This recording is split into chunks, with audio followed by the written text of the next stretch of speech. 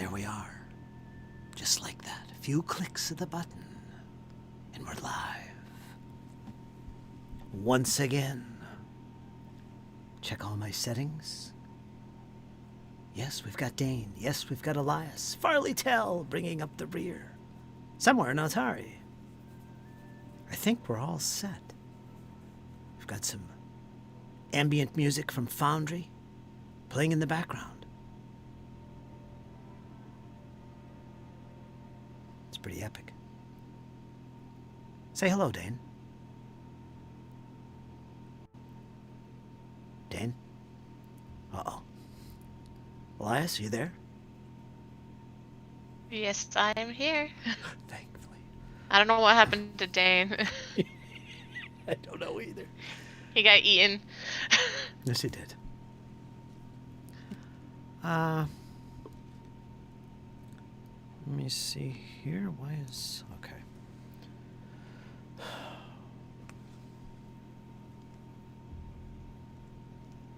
So here we are once again. Abomination Vaults, episode 12.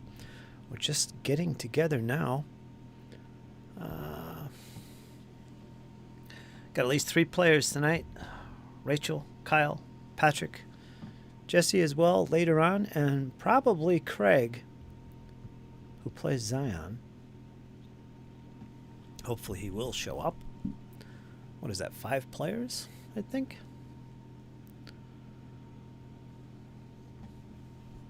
Full house.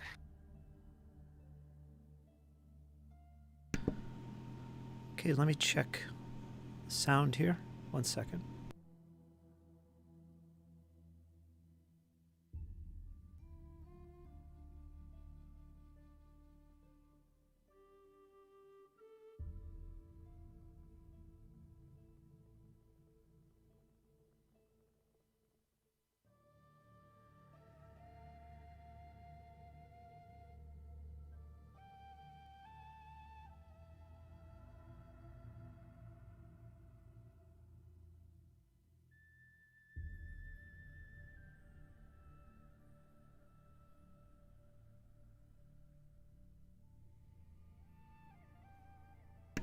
Second, folks.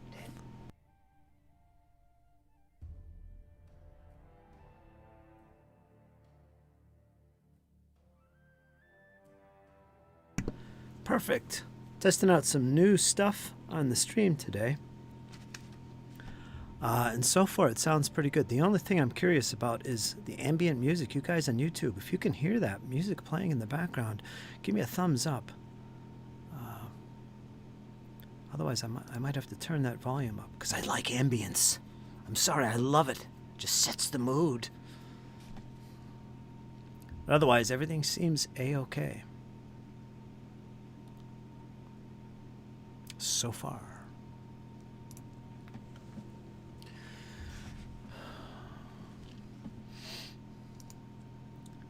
Again, we're just gathering at the moment. But we will pick up where we left off. We're going to have Valafor. Someone will have to run him. I think probably Dane. Kyle. I can run Dane. Dane and Valafor, that, no problem. Okay. And Zion? I guess I could run him. Till he shows up. Well, Patrick, you're here, right? You could... I don't know. We're missing 2 players that need to be here.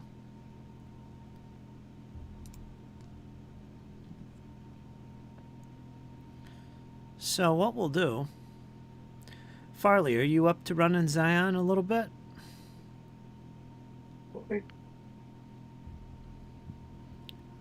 Okay, let me give you permission of his character sheet. So you can access that, because you're actually back in Otari anyway.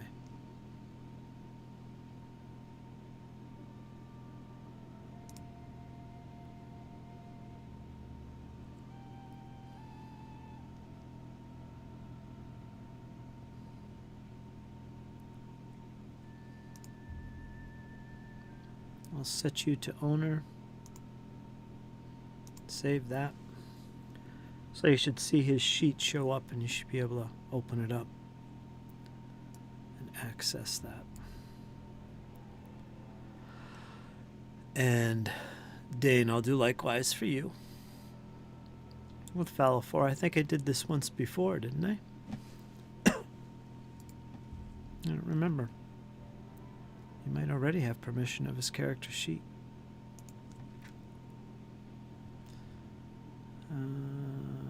Where are you? Kyle.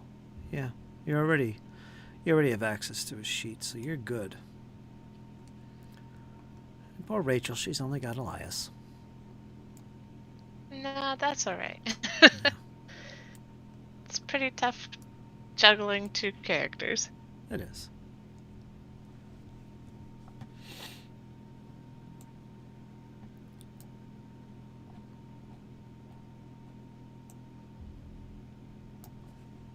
Okay. I think we're all set up.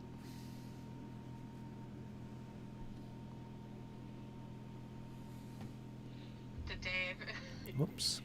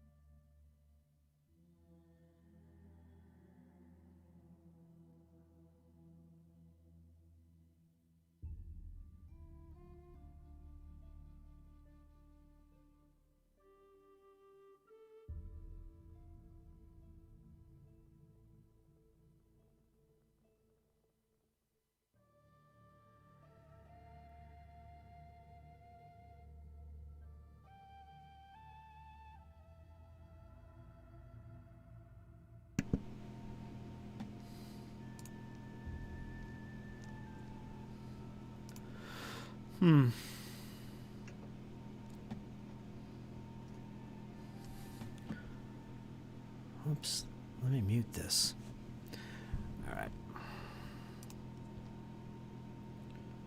What I will do is I will turn this volume up over on Foundry. I can't hear the music.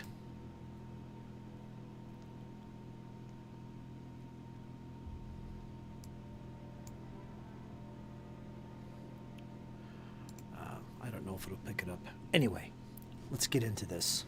Let's play this game called Pathfinder. This craziness. Anyway, again, this is episode 12, our Abomination Vaults AP. We're in Book 1, Chapter 2, which is pretty fun. And I believe from the last episode, we had Elias, the champion. We had... well, you guys introduce your characters instead of me doing that. Dane, if you're there, you want to do that? Or Kyle? Introduce your character and yourself. Hi guys, I'm Kyle. I play Dane, the human fighter from Last Wall, refugee, soldier, savant. I dance in armor on occasion. Now, however, Dane will tell Elias that never happened. Not once ever did he dance in armor in front of the Dawnflower. We will never know.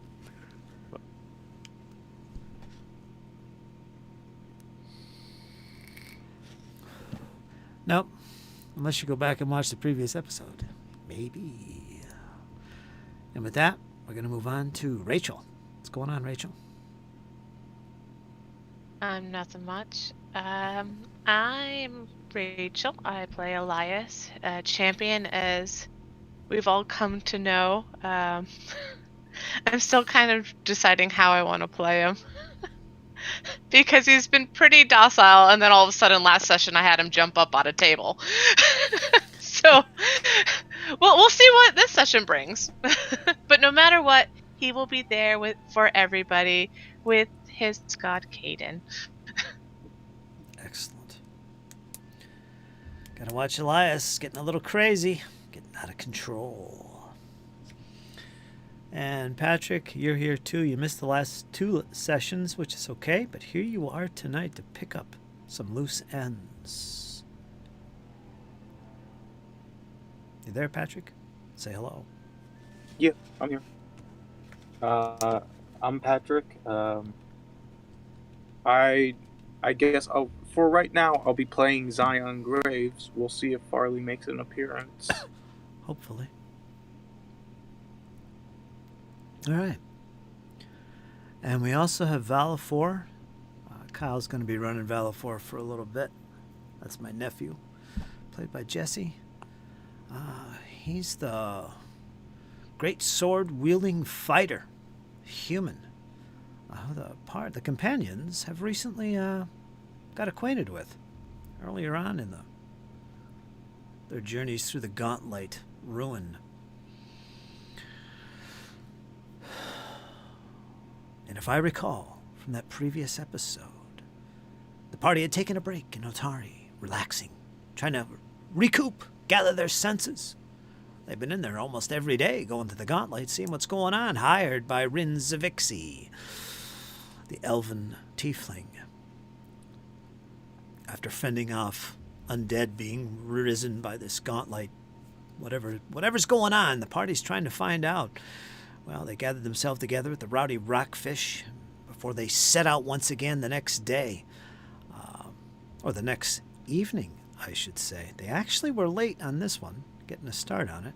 They've been doing some investigating and stuff like that around town previous to going into the Gauntlight again. They learned some interesting facts, like how the mayor of Otari is actually related to one of the founding fathers of Otari. Check my notes here. The Sefna Menemes was one of the original founders of Otari 500 years prior, and the current mayor is a great-grandson of that hero.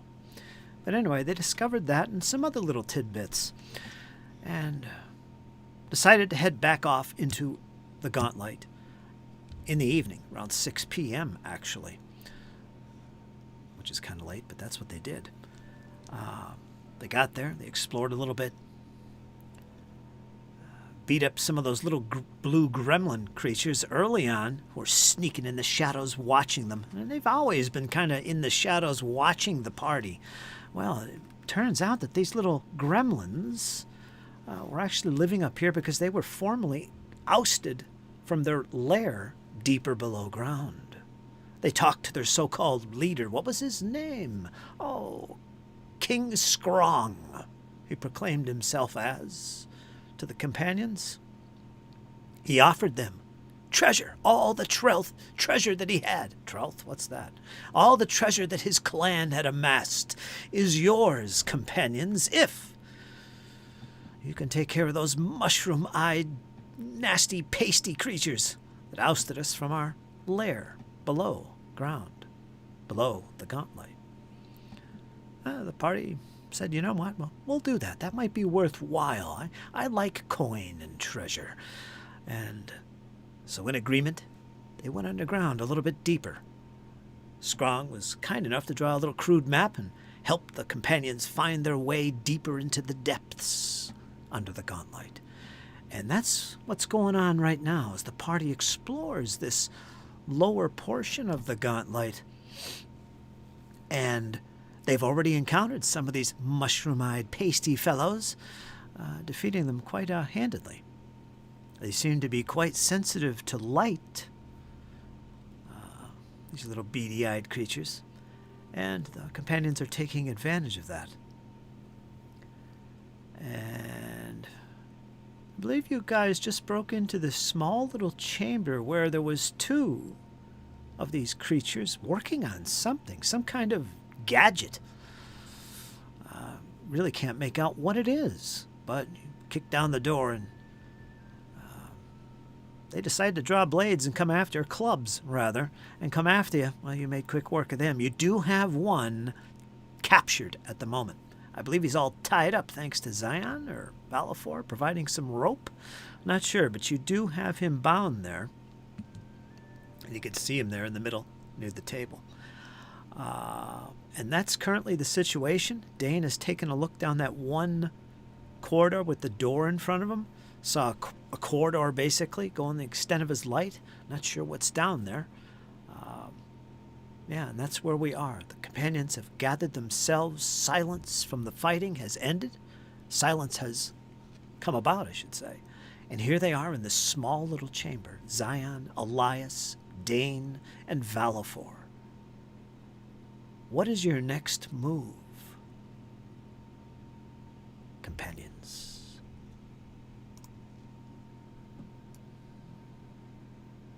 Well, I don't speak the language of this creature. Perhaps, Zion, you would like to ask it some questions.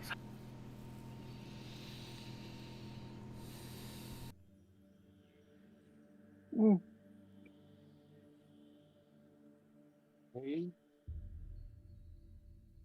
What would you like me to ask it? Ask how many there are and how many other rooms are down here. Oh, that'd be real useful to know. Yeah. We need a tactical assessment. Mm-hmm. Okay.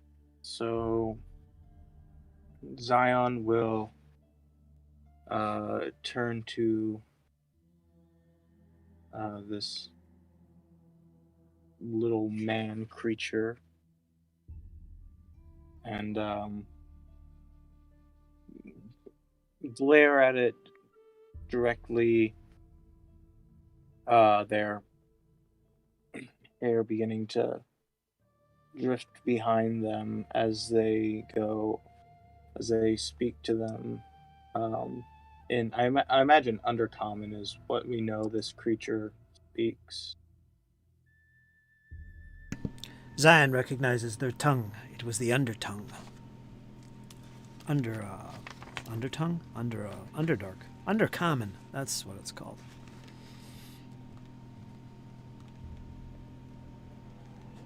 Did you get that? They speak in common? Undercommon. Oh, Undercommon. Okay, yeah.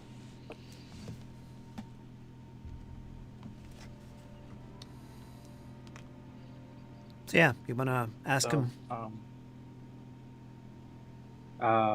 She leans down and goes in Undercommon. How many of you are there? How many numbers do you possess down here?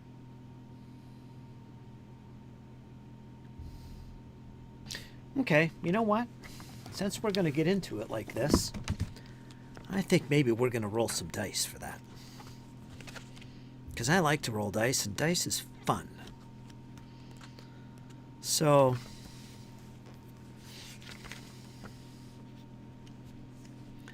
go ahead and make a diplomacy check. All right. Do you want this hidden? This should be yeah. What is it called?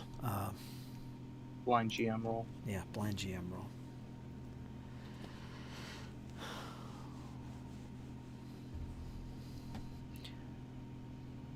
He hears your words as he's bound and lying there, and you hover over him. Zion, you are a threatening type of character. You have been so far in the exploration of the Gauntlight. I know nothing. I know nothing. That's all he replies.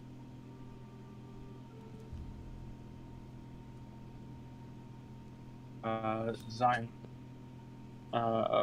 relays that Zion basically is going to, unless otherwise specified by me, is going to relay all the information like this creature says to the rest of the party in just common. Okay. He doesn't seem to be reacting too favorably. He's not revealing any information that you ask. Essentially. I suppose the next question is, well, now what do we do with him?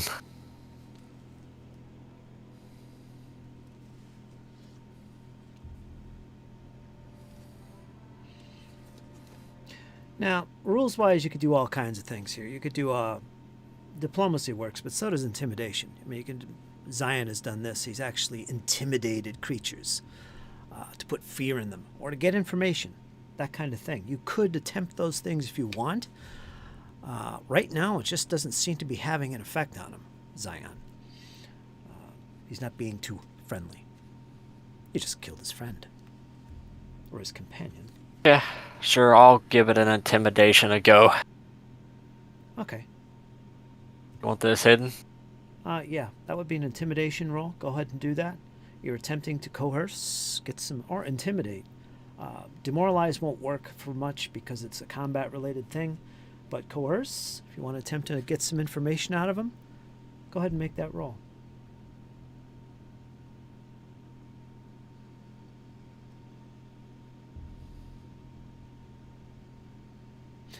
And this is you, Dane, right? And how are you? What does this look like? What are you doing to intimidate this creature? Because you don't speak the language, so describe what you're doing.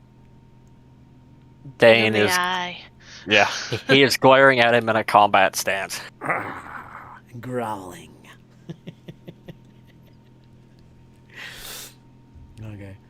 He just barely notices you out of the side of his eye, and he's more intent at looking at Zion at this point, so make of that what you will. He doesn't say anything. So essentially, you're really not getting the reactions you want from this creature. What do you do now?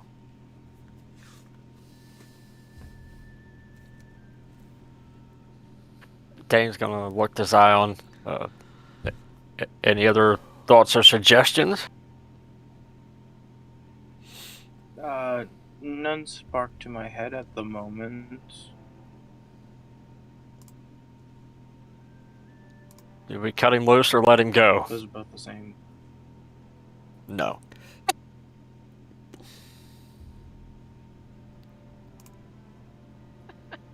We can cut him loose in about 5 different places. Be quick and painless, or do we want to just let him go?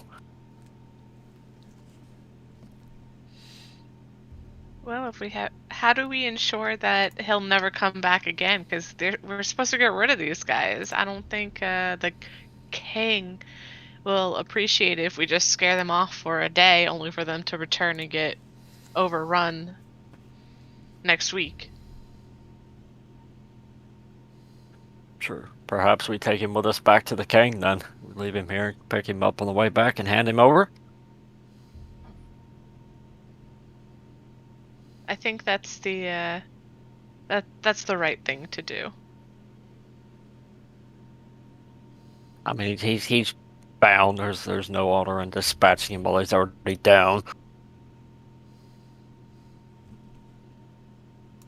So while they're having their conversation, can I take a look at what was on the table that they were working on?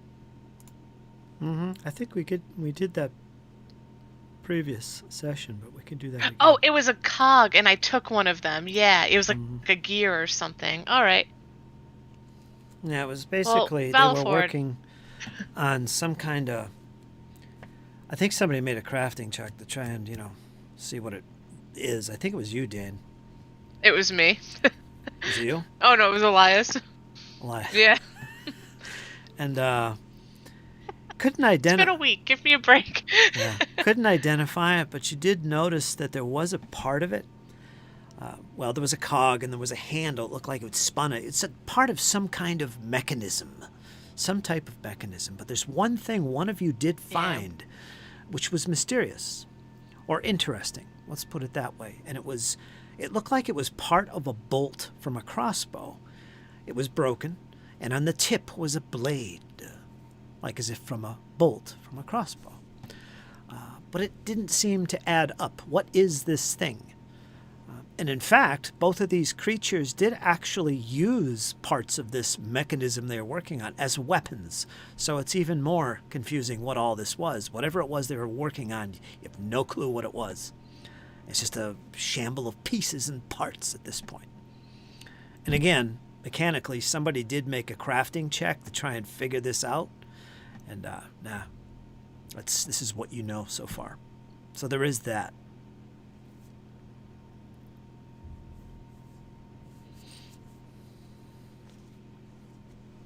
Alright, then.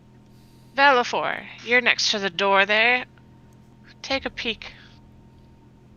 if you don't mind. See if this is the right direction we should go in. Well, yes, of course. I've now slid over to Zalafor. Let me light up his torch.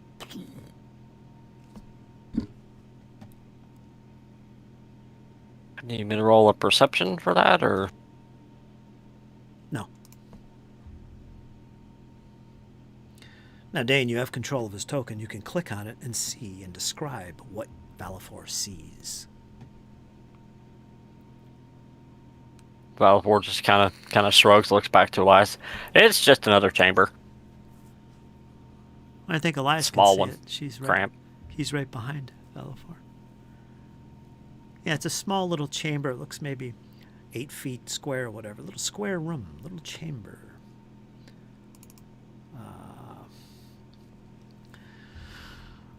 One wall of this washroom-like room has been gouged out by sharp claws, revealing a rough-hewn tunnel leading west. So there is actually a small little tunnel opposite you, the doorway, Valifor, that you do see. Yeah, I'll read that again. One wall of this small little washroom looks like it's been gouged out by sharp claws or picks or tools of that nature. Hard to tell. And it reveals a rough-hewn tunnel leading further west. And I'll ping it so you know where I'm talking. Well, that's curious. Right there. Oh, yeah. Right there is where you see this rough-hewn tunnel in the wall. Other than that, it's just a small Could I little... see as Valifor how big this is?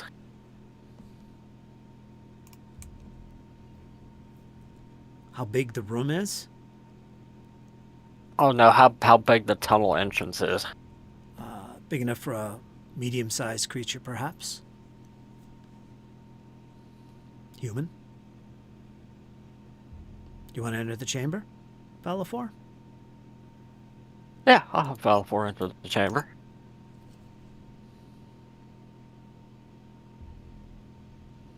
I'll follow behind.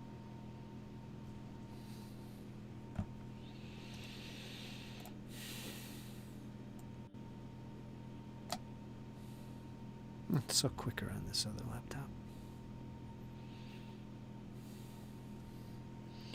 So you've both entered this chamber through this little doorway, and Valifor stands right before this little tunnel, peering down. Let me see, I don't think the map reveals that, does it? No. Let me back up your token then.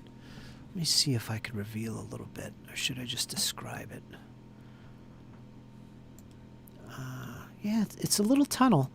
As you peer down it with your torch, you'll see it goes as far as your torch will go, which is about 40 feet, and disappears into the darkness. You don't see an opposite wall, but it's initially about maybe 4 foot wide. I mean, it'd be a tight fit getting through there, but a man-sized creature could definitely come through here.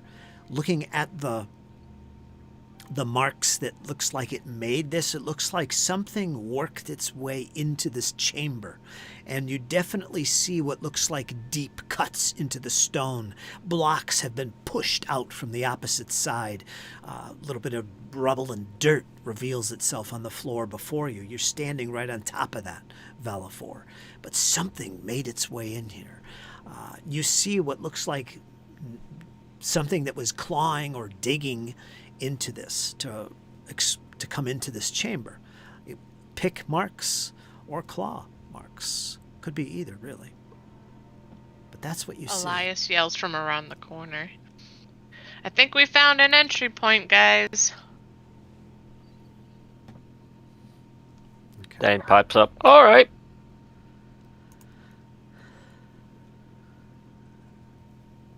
Single file, let's go. Do we want to go through the crawl space or check out the other room? Well, it's like I said before, Elias. Dane pipes up. It's just another corridor over there. Alright. I think we should head this way. Maybe it'll lead us to the Motherlode. We can close the door for good, you know?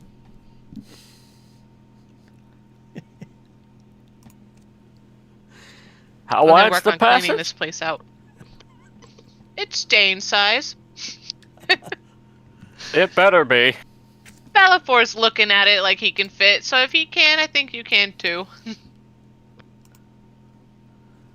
I hope so. I hate being cornered like a rat in a trap. You do.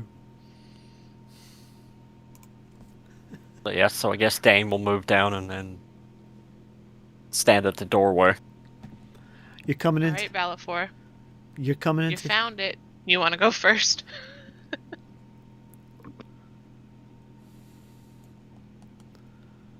Alright, let me bring Dane in here and see what's going on so you can see. Well, you already can see. You have control of Alifor. Zion, you're in the back. Where are you? Don't forget you have this captive. Who's watching over the captive? Zion, perhaps?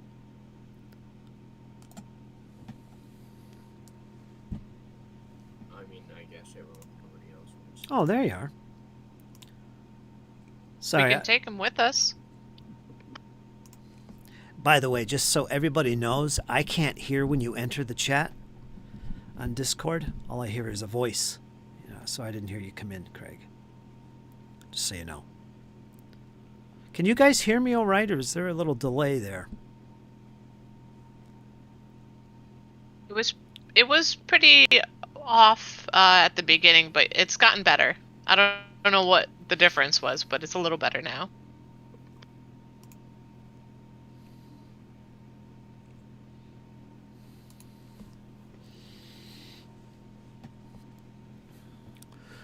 Because I could probably fix that. Because I've noticed I'll be talking. You guys are just talking way over top of me. So there's something up with that. Little technical issues. Let me get my other account in here.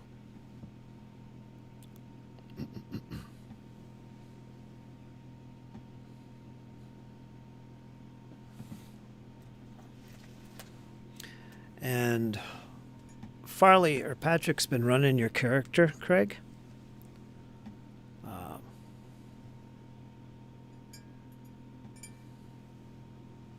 Just so you know, but no big decisions were made, so you're all good. All right, let me join this. Oh my God, there's two of them. That camera will be for you guys. And what I'll do is I'll turn this one off. Okay. See if that's a little better. With the sound anyway. We'll see. I don't know. All right.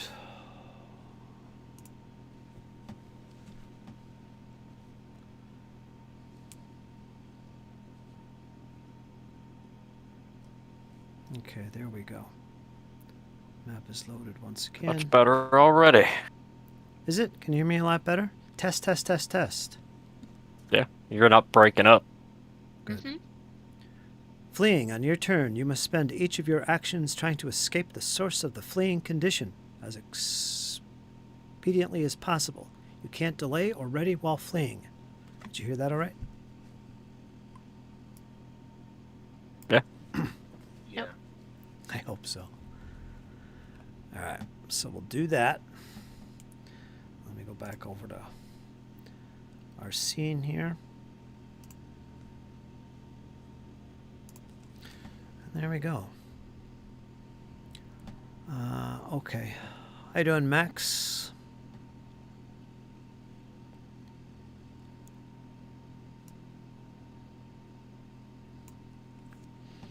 I do actually see the chat, folks. If I'm looking at my OBS, I can see the chat. Taking a slight pause here as I reloaded my map on my computer here. Seems to be perfect now. And then we're going to pick up where we left off. All right, now, let me get this in my head. You guys are all entering this small little washroom where this little tunnel is, correct? Yes. And you're gonna. What's the plan here? You want to head down that tunnel? Valifor's going to go first. Dane will follow behind. All right. It's mighty small. Maybe it's this would be a one at a time kind of thing. Okay, Valifor. Dane, you're bringing up the behind Valifor. Who's behind Dane? Actually, I'll have Dane bring up the rear instead. Okay, cross that out. Who's behind Valifor? Elias. Okay, that's good. Yep. Elias will go. And then Zion, what's your plan? Right now you're in. Right now you're in that back chamber behind everybody else. You have this little.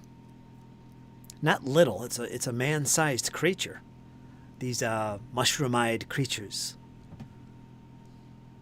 All tied up. You're watching over them, but you're in that back chamber. What are you going to be doing while these companions of yours begin to move through that tunnel? Can I just move with them? You can. What are you going to do with the prisoner? That's what I'm really essentially asking you. Let him drag behind, and if he refuses, I'll just let his skin rub against the stone floor as it tears itself apart. All right, he's not going to cooperate. You will literally have to drag him, and it's going to slow your rate and thus the whole group, just so you know. But if you want to do that, that's what we'll do. Dane, can you come over here real quick? Dane will move over. Knock him out. I've already knocked him out once. I kind of don't feel right beating up a defenseless creature. Then you carry it.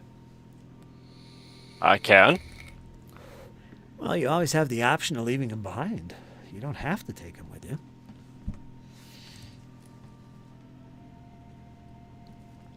What's the point of tying him up?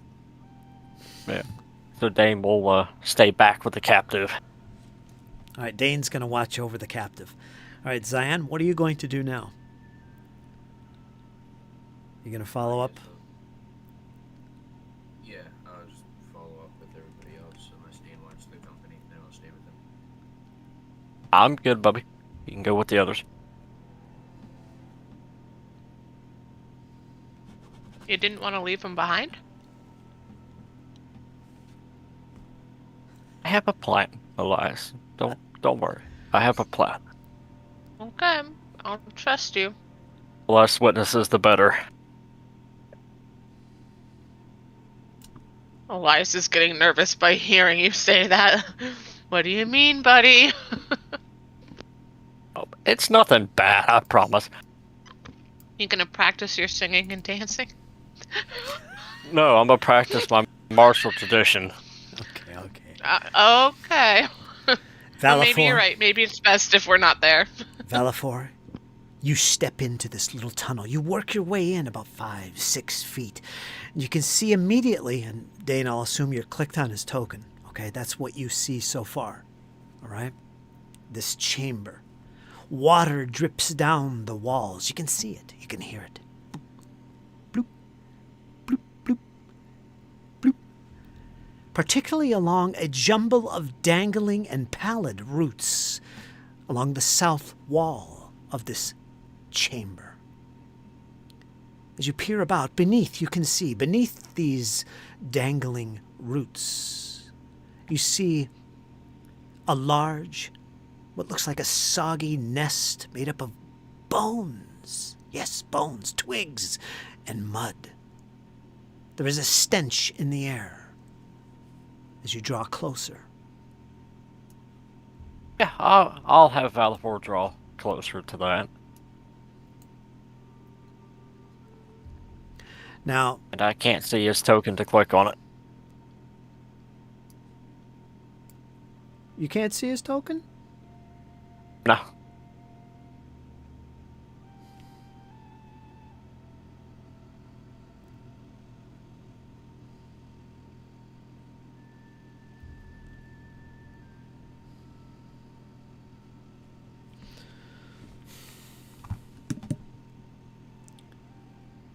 right, let me see if I could fix that.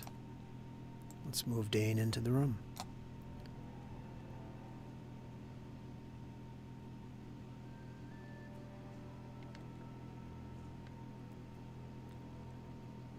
Anything?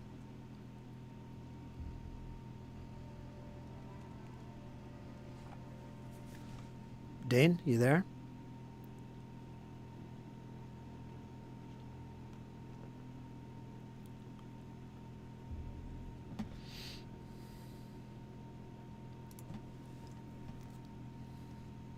Kyle, can you hear me?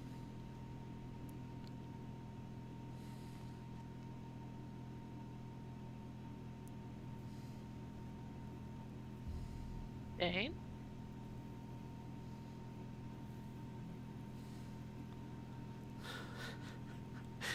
The two characters who have entered the chamber don't have players. Elias rushes in. I don't hear from you. What is Is happening? everything all right? What is happening? Dane, are you there? If you ever run into issues with the sound or anything, try bouncing out of Discord and rejoin it. Just rejoin it. Sometimes that'll fix it.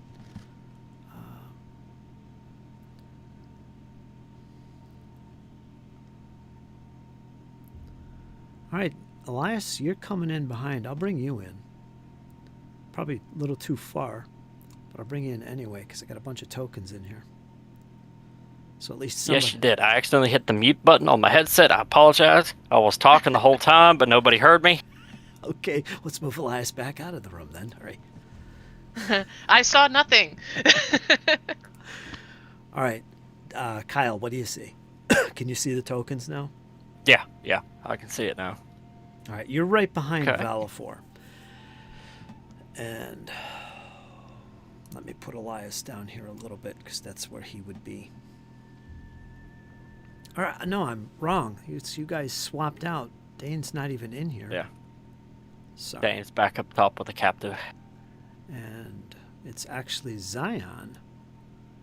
Let's get this right here. We're getting a little bit confused. We'll bring Elias in behind Valafor, okay? And then we got Zion. You're right here behind Elias, right at the mouth of this tunnel as Valafor begins to enter. And as he does so, Dane, you can see now from Valafor's token, correct? Yeah. Okay. You see what looks like this much wider opened natural cave, and to the south, the southern portion of it, to Valafor's left, you see these roots that just descend from the top of the room, the chamber. It's about 10 feet. Into this mound made up of bones, debris, dirt. There's a strong stench coming from this side. And as you walk into this natural cave, let me open up my thing again.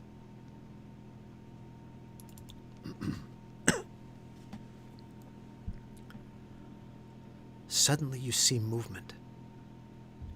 About 15, 20 feet away, Valafor, you see movement. You turn, you see it. The mound is coming alive. In one particular location of that mound, there you see it. You should be able to see. Can you see that? Yes. All right, that's what Looks like you a see. slug. This large humanoid type of creature emerges from the debris, and you begin to hear this sudden noise come from it. And as it does, we're going to have to roll initiative for this. And everybody, including Dane, who's in the back room, you don't see this, Dane, but everybody else, and everybody, including you, Dane, we're all going to roll initiative. Let's see what happens as this humanoid, grotesque-looking creature emerges from this mound. Okay. All right, let me do the combat shuffle here. Let's see if I could do this with one click. Boom. Check your combat tracker.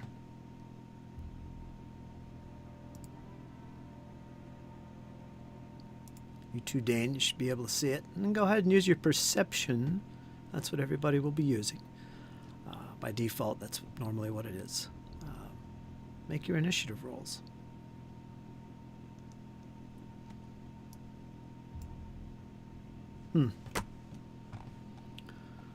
Okay.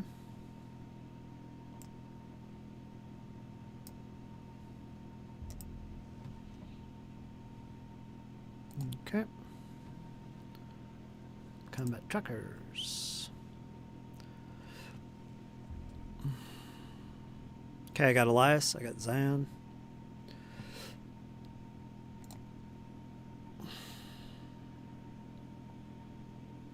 You should be able to roll for Valafor.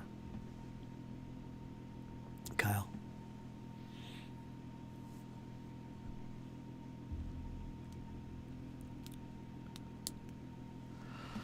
I'll do it for you. Okay, there's Valafor. Okay, let's begin.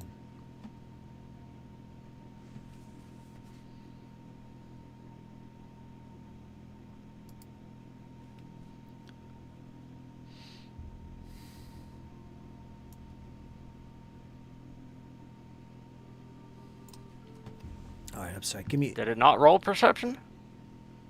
We're all rolled. We're all good.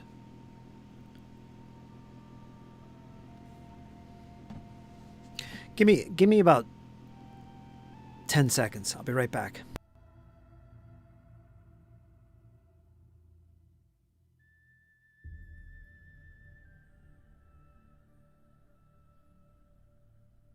This thing's a beauty.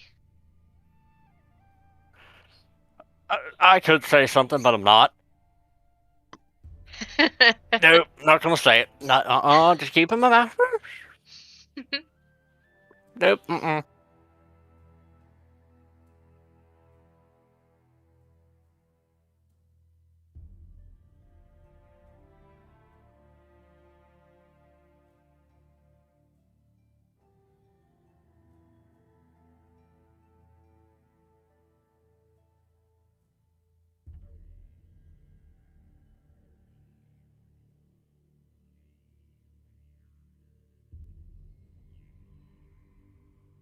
Nope, I'm just over here whistling Dixie.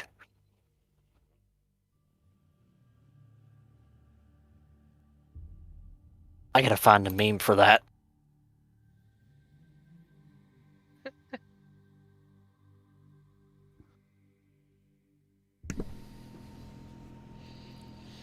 Let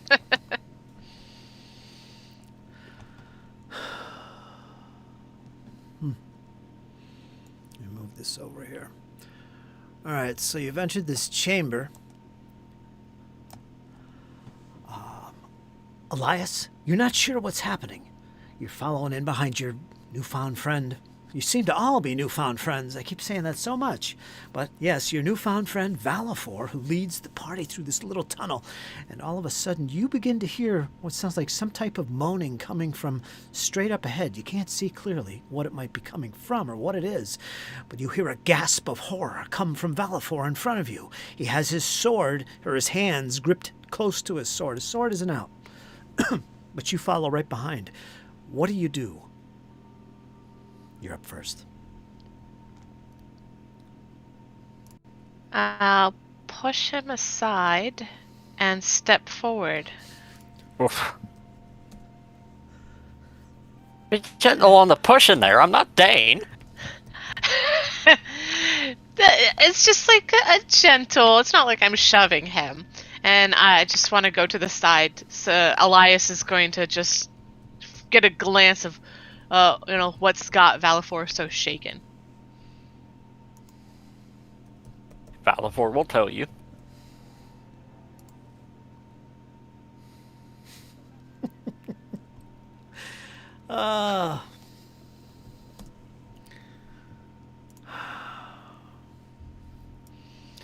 Are you pulling your weapons out or anything? You get 3 actions and a reaction. Sorry, I had to take care of something in my chest. That's all right. Sorry. Elias was going to move 5 feet over here, just around the corner, to get a look at what has caused Valifor to be so shaken. Okay. Obviously, unless it's not obviously that he doesn't see him. I don't know if he sees the creature right away once he's in this spot. All right, you'll have. He'd be going this. Yeah, go ahead and move. I unpaused it. You're good. All right, 5-foot step. I see the creature, You see him. and it's in all its glorious. I don't even know how to describe this. I take out my sword, and I will. Well, is it looking right at us? I'll take that as a yes. Oh god, that thing's so hideous. This is what you see as you enter the chamber. Oh, Caden. Oh, Caden. And I'll use my last action to point out that there's just some snarly, nasty looking creature out here. We're gonna need some backup. How big is he? How big is the creature? He's a medium-sized creature. Medium-sized creature? Okay. I still go with it. He's pretty big. But I shout, because the creature already notices us, so I shout kind of down the tunnel. Or at least that's where I project my voice. We're gonna need backup. And that's my turn. Okay.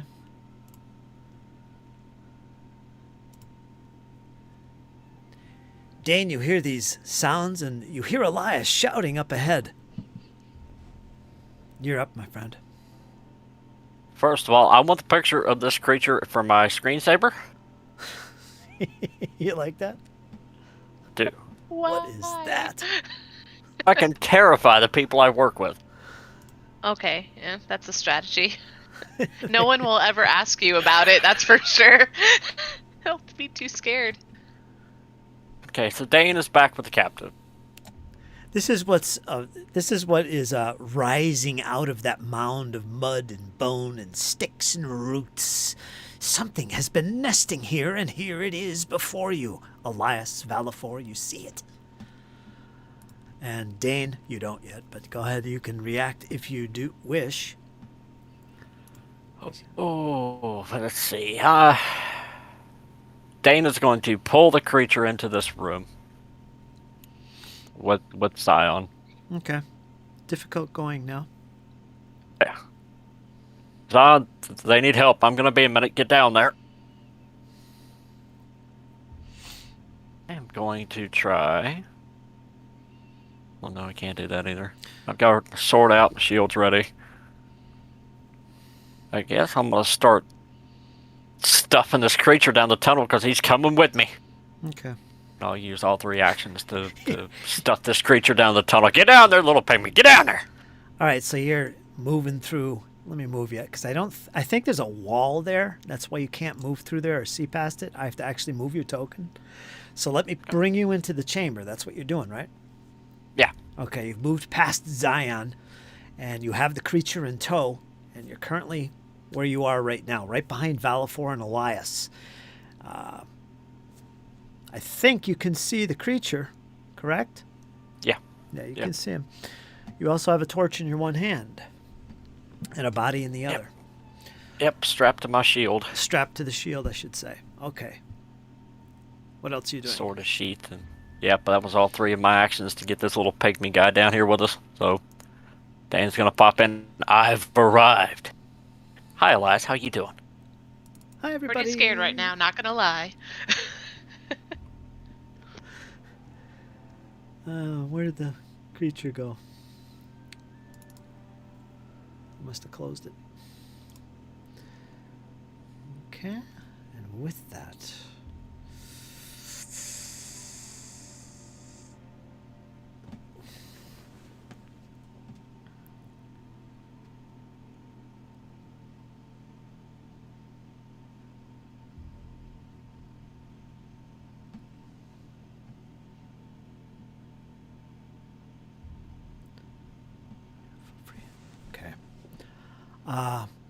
as you get into the chamber, Dane, it becomes louder.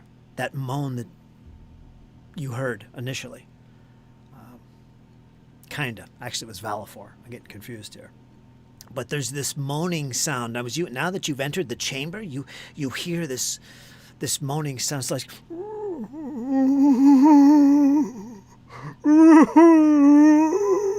just like that. That's what you hear, and it's loud, and it gets louder and louder as you enter the chamber and get closer and can see the creature through your friends. There it is, this living humanoid-like mound with great claws and this hideous face. It's moaning.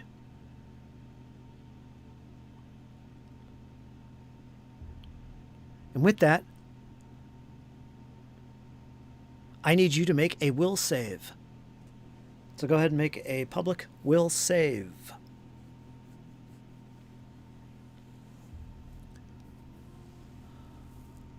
Oh. 19. 19, okay. I'm going to make a note of that. And with that, we will move on. The creature. Let's see. Let me close this so I can see the chat area. Okay.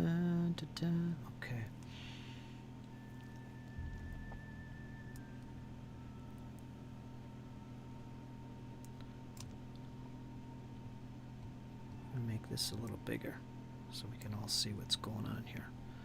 All right.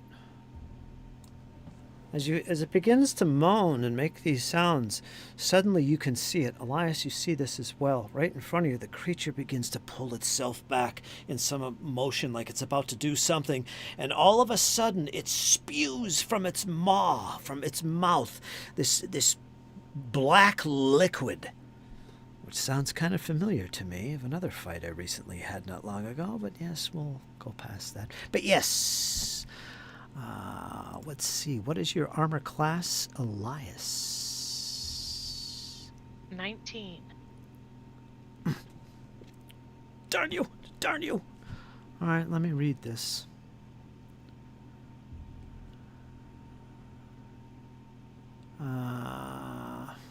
Sorry. I've never used this kind of little attack before. It's kind of neat.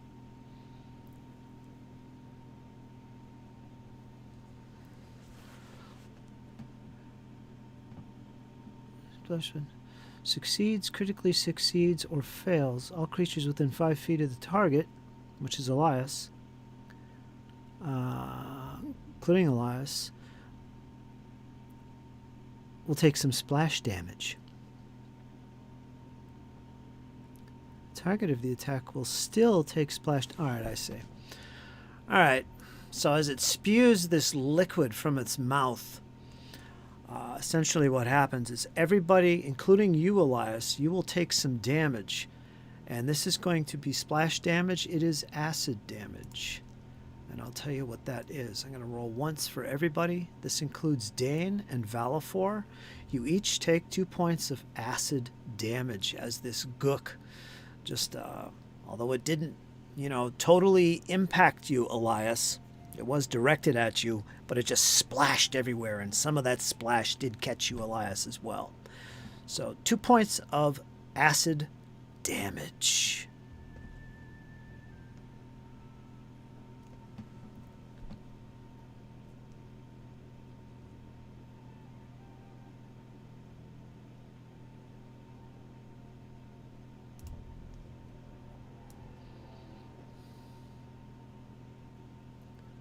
However, it follows that up again. It pulls back and it spews this stuff in your direction once again, Elias, hitting you. This time, excuse me, you are going to take 6 points of acid damage. And in addition, you're going to take 5 more splash damage, acid splash damage. And so 11 in total for you, Elias. Valifor takes 5. Dane, you also take 5 as this black acidic like stuff spewing from its face hits you once again.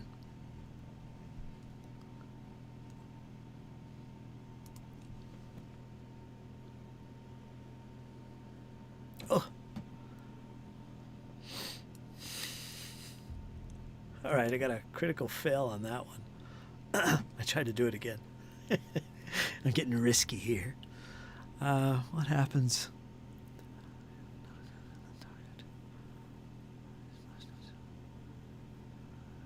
I guess with splash damage, if it's a critical fail to hit, the target doesn't take any splash damage, but everybody else still does. I guess that's what it is. Or a critical failure, all creatures within 5 feet. No, I guess everybody takes more splash damage. You see, with a splash attack, there's a target, and that target will normally, whether it's a hit or something, will normally take damage, normal damage, plus splash damage. Splash damage is an extra amount of damage that you will take. And it also affects people within 5 feet of the target. They will also take splash damage. That's why Dane and Valifor are also taking damage here. But Elias is the main target. This creature basically used that attack, spewing this acidic-like substance at Elias 3 times. The 3rd time, however, it failed. And it failed critically to hit Elias. Which means, if I read this again, you guys can correct me if I'm wrong, because I've never used splash attacks before. Not yet. If I did, I don't remember. If an attack with a splash weapon fails, succeeds, or critically succeeds, all creatures within 5 feet of the target, including the target, take the listed amount of splash damage. That's what we've been doing so far. On a failure, but not a critical failure, the target of the attack still takes the splash damage. This is a critical failure, so Elias, you don't take any damage on this. But does anyone take any damage on a critical failure? Well, if a failure results in only the target taking damage, then I would imagine critical failure means nobody takes damage. On a failure, but not a critical failure, the target still takes splash damage.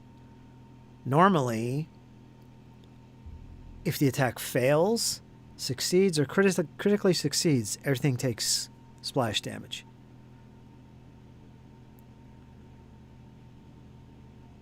So No, I'm with Dane on this one. The text obviously is missing a sentence. It's left open to your interpretation. But when it's like a critical failure, in my mind, in my own theater, I imagine that the spew didn't even make it out. Like, it could have spewed and halfway made it through the air, no splashing at all. Could have spewed on itself. I don't know. Yeah, like in my own DM head, a crit fail on something like that, like it just maybe hits the ground in front of him, Mm-hmm.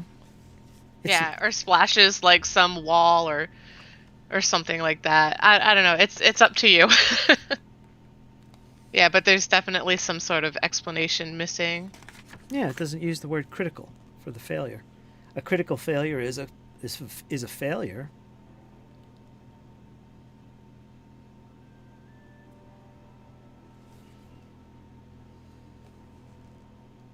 Is there something on the attack move in itself? Because usually when it's like a basic save or a basic attack, you know how it'll have the critical succeed and then the success, failure, critical failure outcomes. It'll have all 4 listed. Maybe it has something similar on the creature. I have a feeling that a critical failure does nothing. Period. Because the only thing it mentions is failure, success, or critical success. Literally, what it says, if an attack with a splash weapon fails, succeeds, or critically succeeds, all creatures within 5 feet of the target, including the target, takes the additional splash damage. So it doesn't include critical fail. So that means no damage, nothing. It's excluded from the description there. On a failure, it goes on to say, but not a critical failure, the target of the attack still takes splash damage.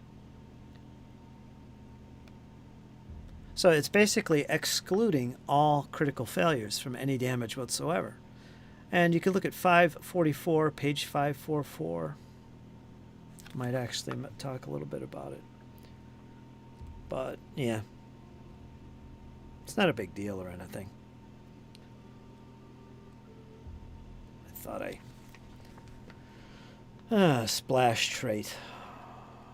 Yeah. Splash, that's the trait.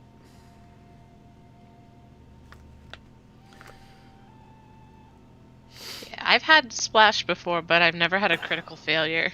So Yeah. I'm at a loss. Sorry. So fail, succeeds, a critical... Yeah, it's just repeating what I just read. Critical failure, the bomb misses entirely, dealing no damage. All right, so there's the missing sentence we needed to read. So yeah, it does nothing. It just, Woohoo! so we're all right. There we go. I wanted to know that. That's good to know. All right, so critical failure did nothing. And that was its 3 actions. Moving on. Zion, you're up next. You're currently in the rear. What do? You have you see Dane come past you. He's dragging the prisoner, which is right in front of you. What do you do? Can I walk into the room? Because right now I can't see anything, so I don't. I just kind of want to get a grasp of the situation. Okay, just to clarify, the reason why you can't see anything is because this chamber, there's the map, the actual map I have has a wall here, and I have to break the wall for you to see in here. For some reason, the map isn't made for that. I don't know why. Let me look at it and see what's blocking that vision. It's a door. Why is it not showing up?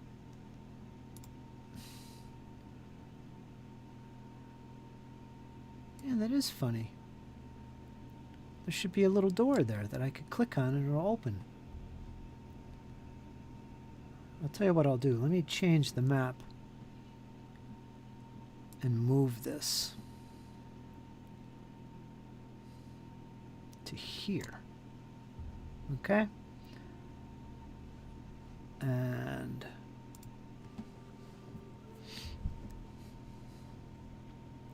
oh, you know what that is? That's not a door. That's a ethereal wall or something. Something like that. But anyway, you should be able to see now, Zion, into that chamber. Now I can't think. Okay, now you can move and do whatever you want. The sounds and the moaning and the stuff is coming from the south to your left, inside the chamber.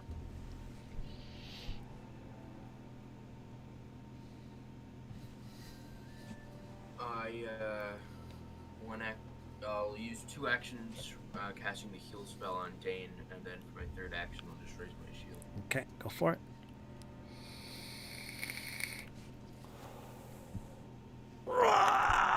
Oh, that's not what it sounds like. You hear this pitiful moan. Okay, you're done? 16. Nice. That's max.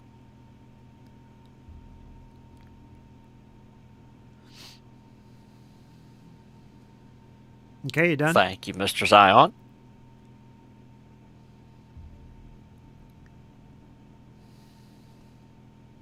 Are you done? Just raising my shield, and then, yeah, that's it. Okay. Next is Valifor. Go ahead, Kyle. Oh boy, do I have some questions. All of this by the creature is roots, right? Mm-hmm, it is. It kind of looks like it's some kind of a nest. And this creature was dwelling within it. Okay. There's also a powerful stench, death and decay, refuse and such. Okay. It's a stinky room. Now, question for the GM here. Mm-hmm. Can I throw my torch into the bedding, basically? I should point out it's very damp in here as well, and there is the sound of dripping water coming from the roots themselves. Yeah, that ain't gonna work. All right. One action pulls. He will pull his greatsword. He will free action drop the torch. I gotta have them two hands. And I mentioned this because it was in my initial description. Okay. I don't want anyone to think that, oh, you're just making it easy on him. No, I was in the original description. You know, he would know this. It's all good. I like it. I'm not cruel. Second action, gonna place the other hand on the greatsword, and I'm going to move down here. That way I'm set up to attack for the next turn, and that's gonna be it for me. Did you say your weapon was out and ready? Yeah. Spent 2 actions. Draw it, get it ready, drop the torch, free action, moved. Okay. You don't have your torch no more? Yeah, dropped it on the ground up here by Elias. Okay. Round 2.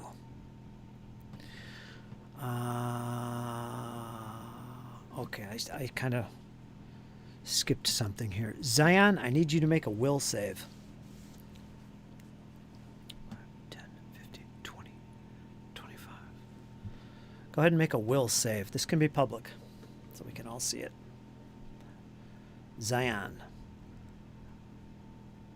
These moans, these pitiful sounding moans that you hear coming from the direction of the Elias and Valifor.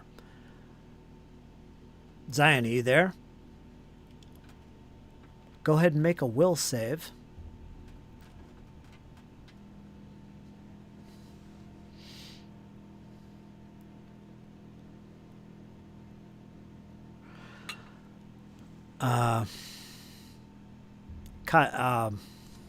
I got your roll. Dane for Valifor, you made it earlier, right? Yeah. 19. All right, I'll roll for Zion.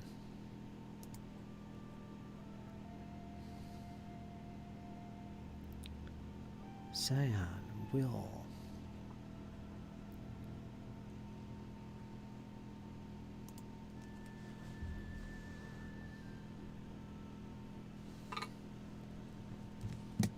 Okay.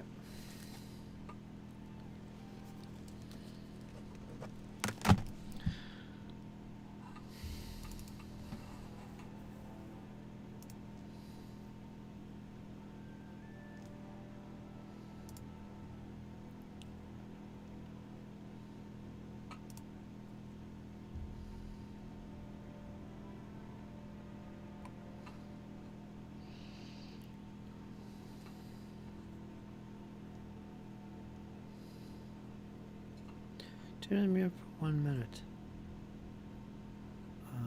Interesting. Okay. So, now you guys are okay. Valifor, nothing unusual happens. You just hear this moaning sound. It's quite jarring, actually, but nothing special. And Elias, I guess you're up next. You're going to have to make a will save as well, so go ahead and make a public will savings throw.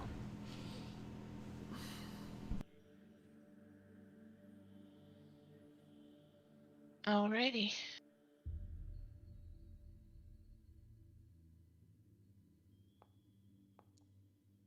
Oh, very nice. Yeah, not bad.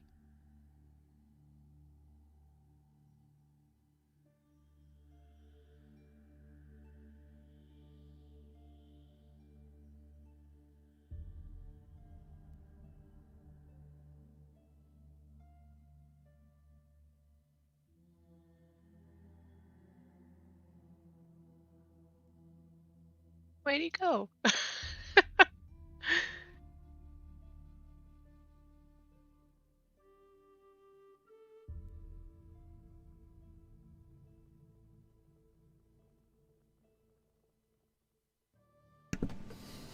Let's see what you got.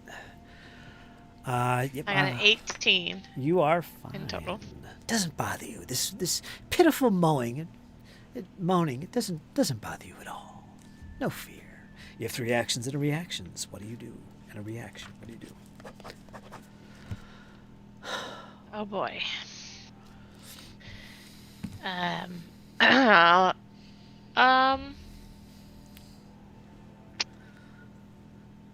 Elias is going to. The moaning doesn't bother me. I'm gonna do this. Kaden, help me. This is probably a bad idea, but I know that everyone's there to support me. Oh. Elias is gonna go down here. And he's going to. Well, I don't suspect tripping will help. It doesn't really have feet. But he's going to try to grapple it. Kind of an attempt to immobilize. You can do it. Now that's an athletics check, right? I believe so. Athletics. There is a grapple. Dane knows all about this. He does it all the time. Yeah, I don't have that macro set up. Athletics is is grappling. It's the same thing. You can use athletics. You have to have at least one hand free. One hand has to be free to do it. Yep, he only has his sword out, and I don't have a torch, so. Okay. 1 action to do so, and it'll be athletics against a... Alright, want me to roll it public? Yeah. Alrighty. I got a 20 in total.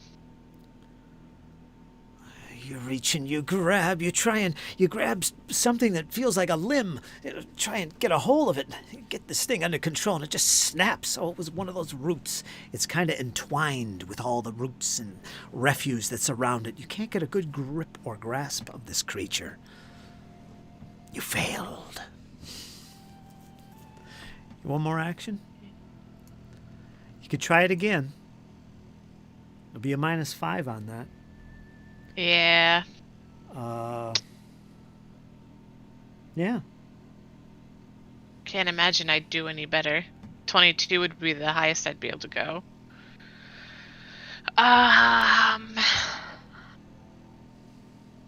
Run away. It was close. It was close.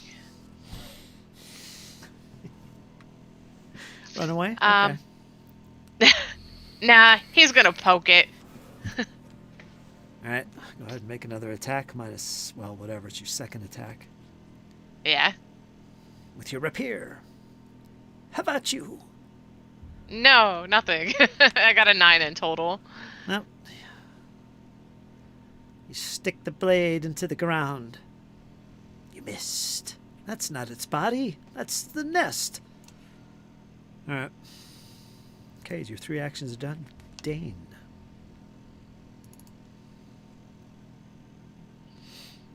Go ahead, Dane. You got 1 hand on this prisoner you're dragging forward, another on your shield. Yeah, I'm gonna free action drop the creature. I'm gonna let go of the rope I was pulling him with. Alright, that's free. Pull out the long sword. That's an action. Shing. Wade in down here. Alright, by the way, you can... That's one done. While you drag your token, hit the space bar and you'll create a little node or a waypoint to move. That's how you go around corners and stuff. I keep forgetting that. That's good. Actually, go ahead and put yourself back. Let me drag you back and try doing it that way because there is diagonals here and there is difficult ground to move through. You moved me clear up to the other I did. corridor there. Yeah, I did. What's this place? Yeah. Then he gets ready to charge in and he's, nope, yeet it out of there. So, wherever you see that mound and that refuge, you can move through it, but it's going to be difficult ground, so count an extra 5 feet. Keep that in mind. So 5, 10, 15, 20, 25, 30. That would be about 30 feet. Okay. Okay? I'll spend the 2 move actions to get down there then. All right. And that is... That's all I got. That's it. All right. Yeah, he's kind of... Don't hurt the prisoner, Zion. Don't do it. He's kind of far away, and it's that creature once again. I think everybody made that will save so far, right? Did everybody do it?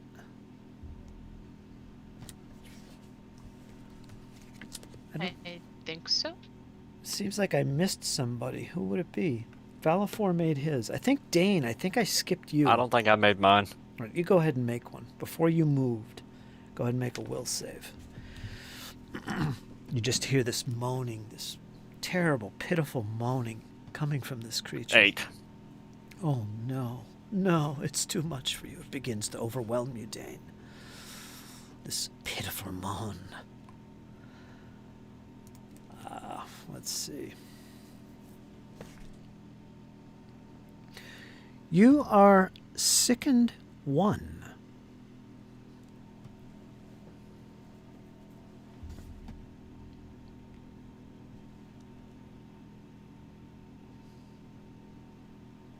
All right. All right.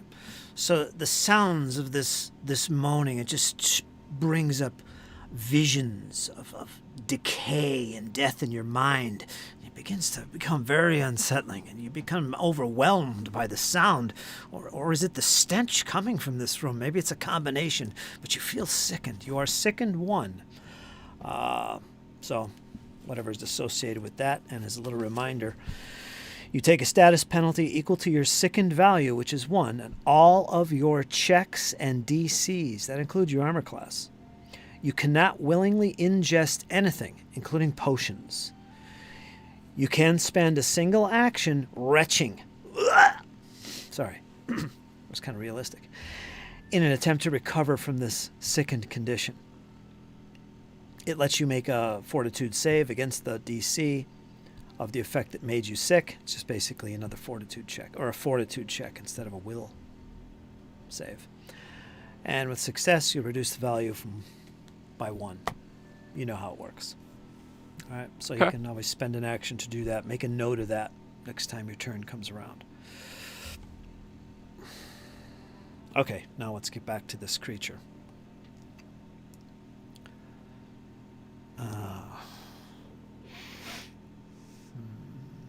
What to do? What to do? All right. Dane, as you work your way around this flank here on the side, stepping on these bones, and it's crunching underneath. There's roots coming down that you got to get through to be able to attack this creature. And as you make your way forward, it sees you. It turns towards you. See this horrifying maw look towards your direction, and with that, you see this, it raises its claws in your direction and attacks. It begins to swipe at you at the moment that you're in this precarious position. What is your armor class? Reactive shield, so 20. -1 for... Burn my reaction. -1. Does that sickened condition? Yeah. It's 18, plus I'm using the reactive shield, which will bring it up to 20. It's normally 21. All right, so whatever it shows right now. 21, 18, 19, 20.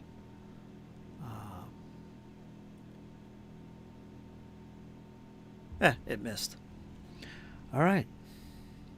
Make a note you used reactive shield. Your reaction is done. And with that,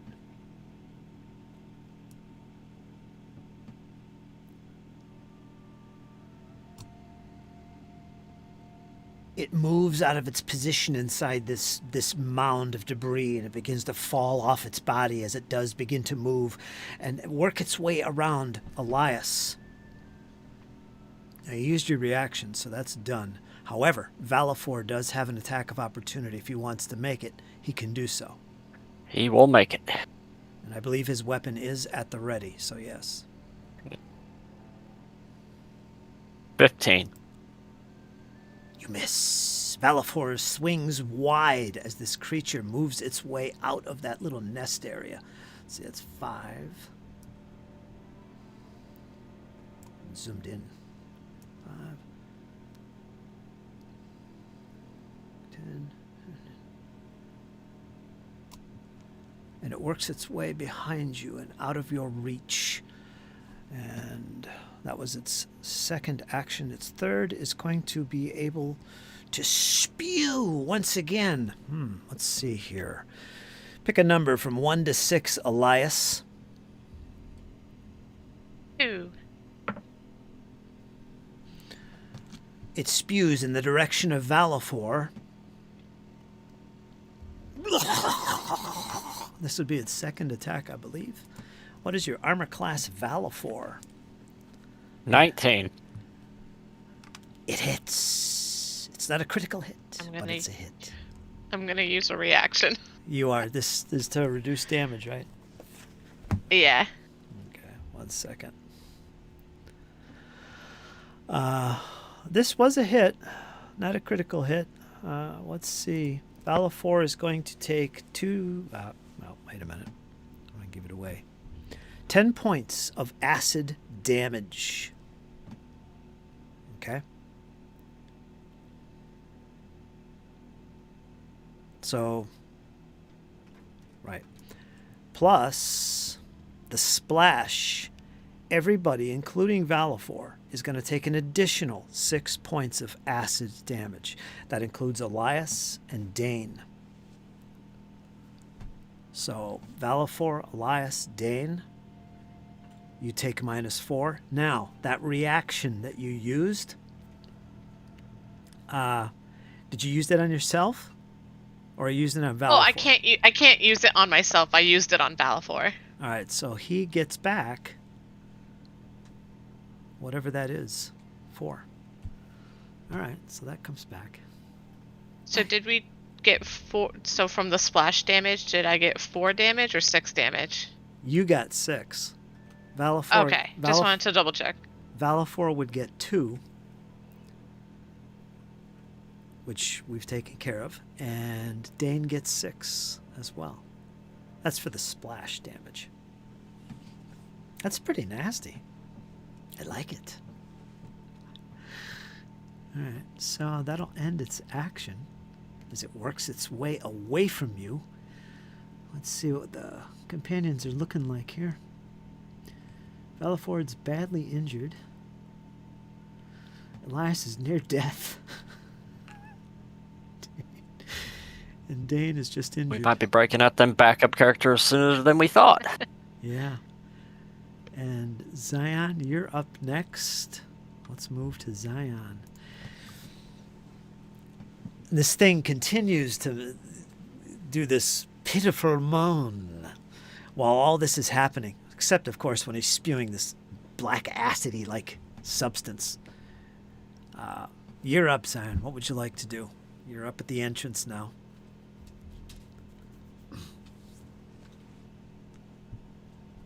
He's not in voice. No? Where did he go? Let me see. He messaged me. 1 second. Let me have a look. Got so many things to keep track of here.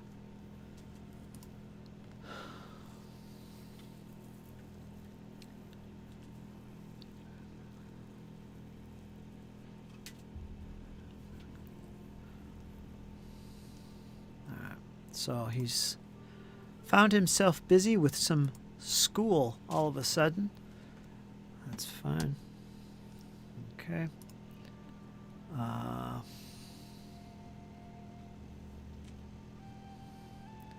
Okay, let's get back to this. So, Farley, Patrick, if you're there, you've kind of been left out a little bit anyway. Here's your chance. He even said go ahead and run his character. Okay. So, you go ahead and do that. And I didn't forget about you. It's just that every time this happens, a combat breaks out. And I can't shoot over to Farly-Tel. Well, I could, but, you know, it kind of breaks the tension. Definitely breaks up the pitiful moan.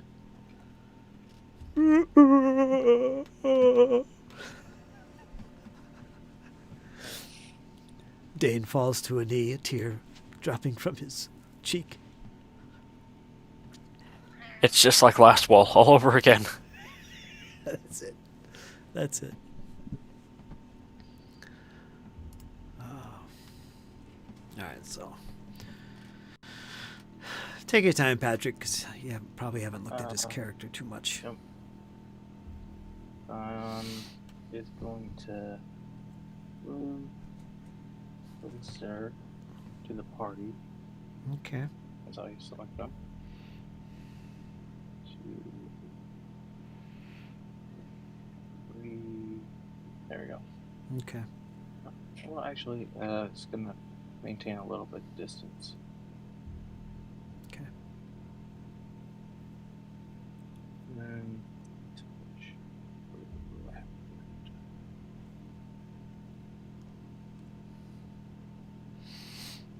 Not much.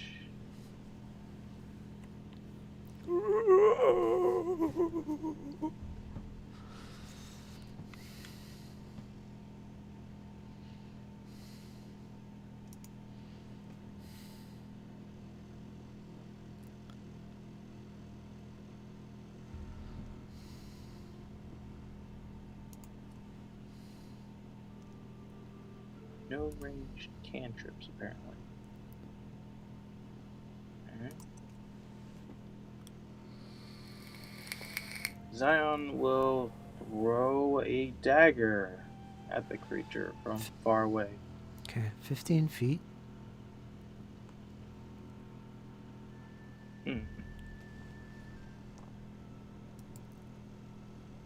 Oh, that might have been blind. Whatever. Let me reveal it. All right, so you moved, pulled out a dagger, and then threw it. That sound about right? 3 actions right there. Yep. There is a body of the prisoner, and he's still awake. I don't think he's unconscious, right? He's still awake. Yeah. Dane hasn't knocked him out yet. Dane's waiting for that martial talk after the battle. Okay. And with that, we're going to go to Valifor. That was a miss.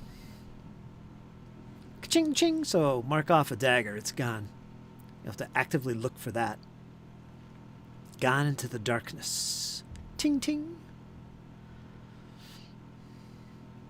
I'll let you look for it after the battle if you're still alive.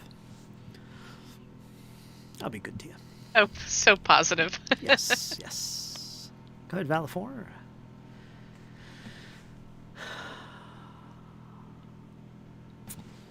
Oh, my. I'm wearing a lot of hats here today, folks. Bear with me. I know. It's a lot of fun.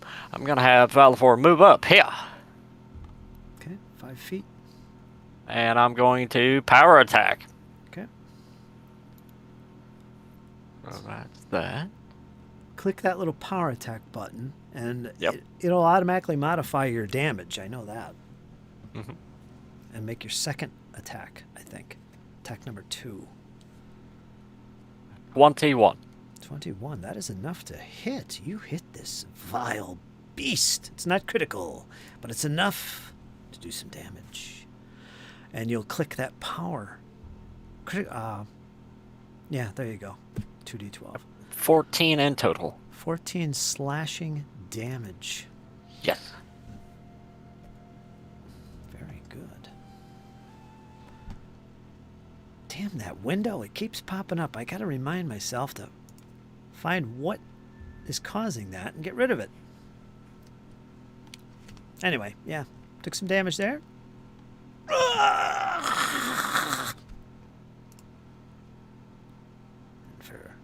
That's it. I moved and then power attacked. And for good measure. It looks angry and vicious. And Valifor will scream, "We need more help!" Make a will saving throw. Just kidding. Okay. No, you're good. You made your will saves. You are all good. Only Dane is weeping and crying and somewhat sickened at this point. All right. So, is that it for Valafor? Or is he have That's something it for else? Valafor. I moved and then power attack. That's all 3. Power attack takes 2 actions. 2 actions. Yep. Interesting. Okay, we go to the next round. Next round, Elias. This thing made its way around badly. your flank, and it's now behind you. You hear Valafor rush toward it. What do you do? I'm pretty badly injured, guys.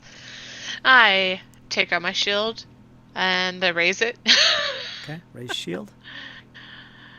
um, Do you have the macro for that? I do.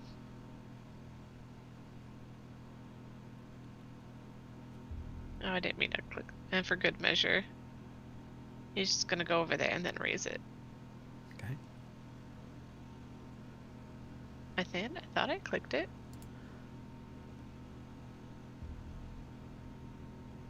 I'll do it.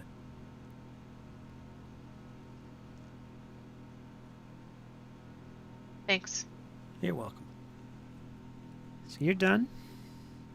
Got the shield raised. Defensive position in the rear. Dane. The creature's no longer in front of you. It lashed at you with these claws and made good its escape across the chamber. Valafor is currently Oh, it's not engaged getting with away it. from me. Go ahead. Just for flavor, Dane is starting to have flashbacks. The smell in particular, so he starts barking out orders to people that don't even bear the party's name. Moves up here. Keep in mind, you can I'm spend an going. action to retch. Yeah, well, where's the fun in that? It makes good RP. There you go. That's the spirit. That's the spirit. Yeah, I'm gonna make 1 attack. Right. Let me put your shield. 22. Let me lower your shield. 22. That, I think, is a hit. Let me check. Yes, that is a hit. You hit him.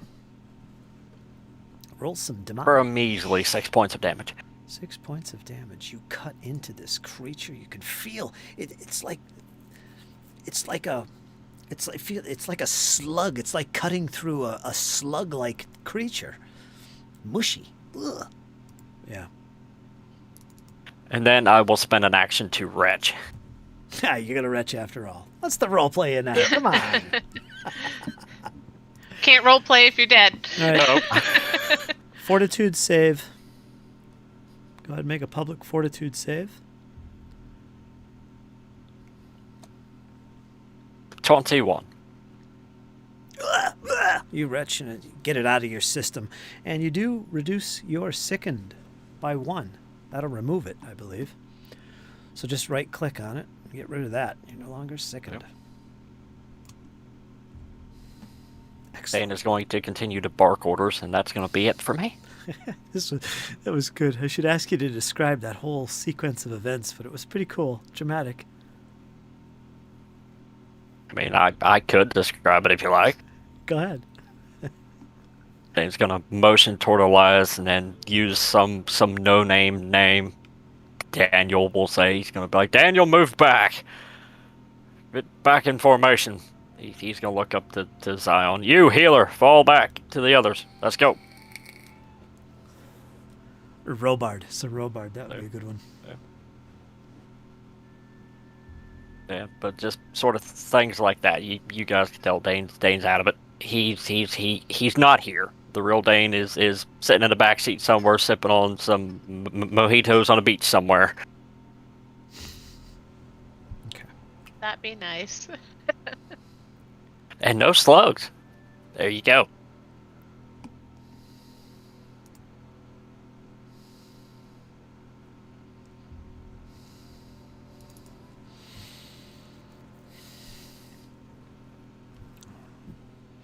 Give me a number from 1 to 6, Dane. 7. 4. All right.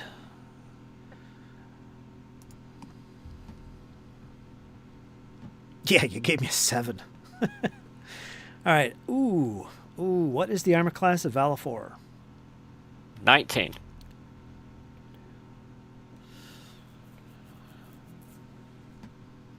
Okay.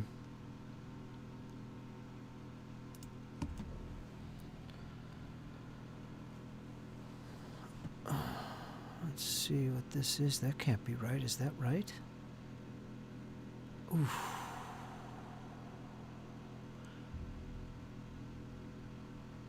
Wait a minute. Let me look closer at this. Is this right? Yeah, it is. Wow.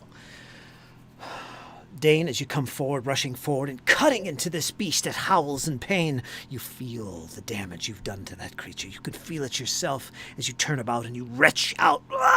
And this puke comes out of your mouth.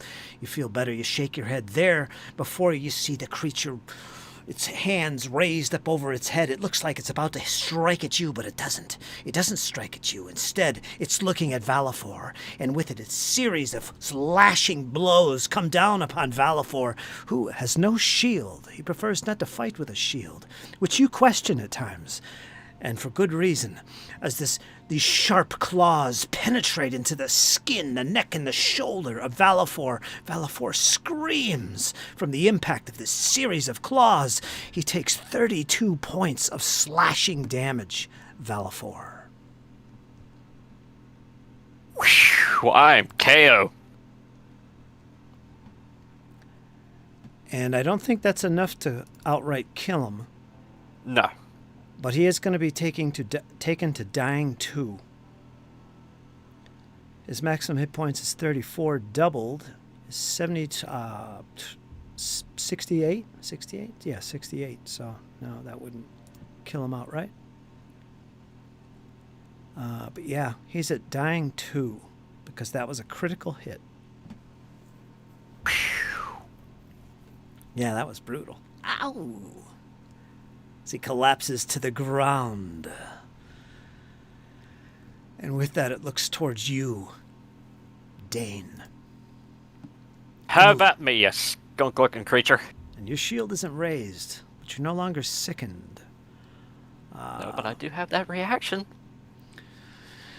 The claws come towards you, Dane. You easily duck them. They go over your head. However, so it missed.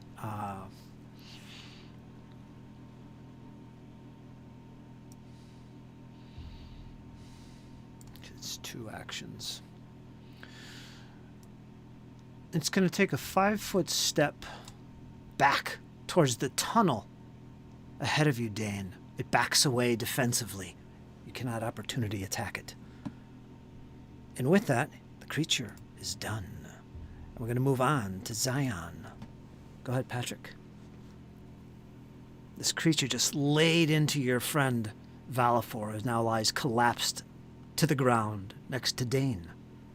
And it is backed away out of sight. I believe that's out of sight, or you can barely see him. One or the other, but go ahead. You're up. Okay. Stride. Zion will rush forward and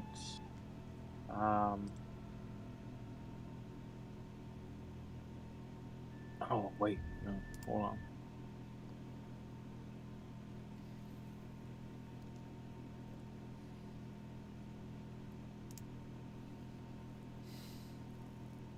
Zion's not going to move from where they were. They had 2 steps back, I believe, about here. Mm-hmm. That's it. Okay.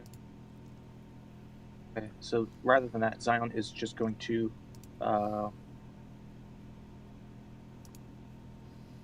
take some of their healing potions and like alchemical concoctions, and they begin mixing them together before the vial that is containing it is shaking so violently that they have to throw it on the ground as a large burst of energy emerges from them. So they are going to cast Heal using all 3 actions in a large burst. Foom. Put that in the chat. I want to double check something. This is the spell, right? Yeah. Express positive energy in a 30 emanation that targets all living and undead creatures in the burst. So not necessarily allies. This would actually heal enemies as well, wouldn't it? Unless they are undead. Unless they're undead, yeah.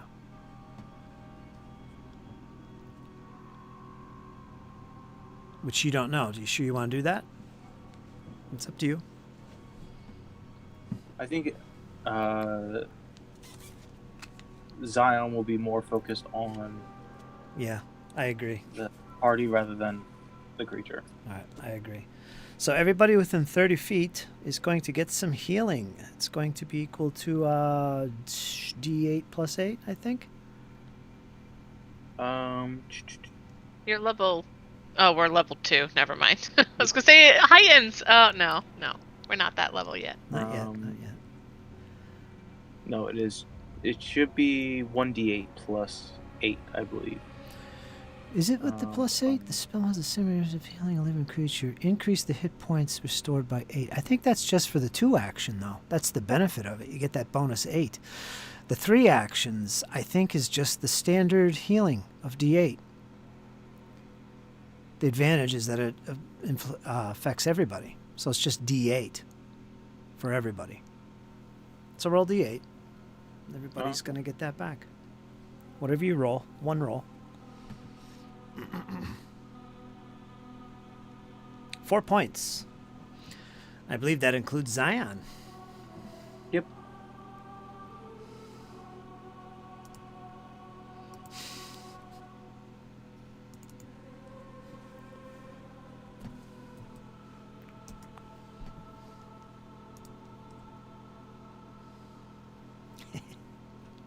We all good? Let me Yep. Let me double check this bad boy.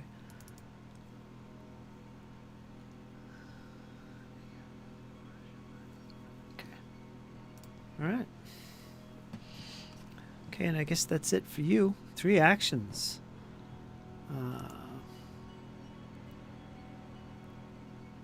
Balafor. Hold on, I got to move him in the initiative here because he died. I forgot that. I always forget that. Let's see. What's the initiative of the creature here?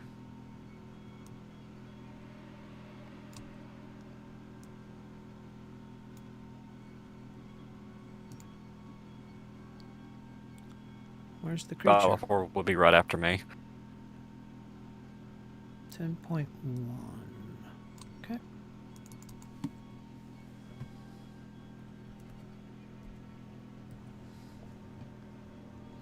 Actually, let's make it 10.9. There. So yeah, Balafor isn't next. He moved in the initiative when he died. To 1 before the creature. So actually, next up is going to be... well, Zion just went, so we're going to go to Elias.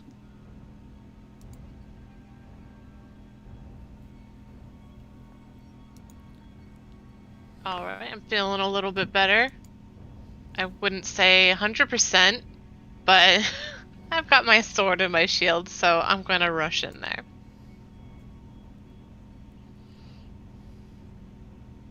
Over here.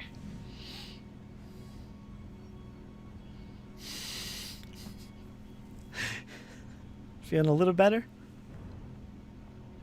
Yeah, a little better. I got a 26. 26, you come running in with your rapier in the air. Making some Piercing, attacks. You hit. Roll damage, normal.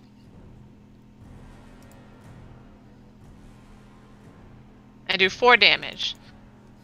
Well, just in case it healed from that spell, let's take it away.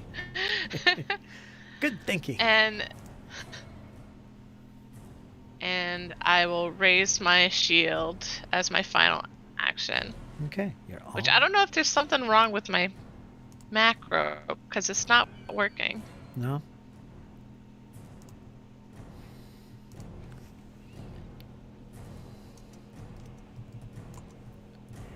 There we go. All right, and that's my turn.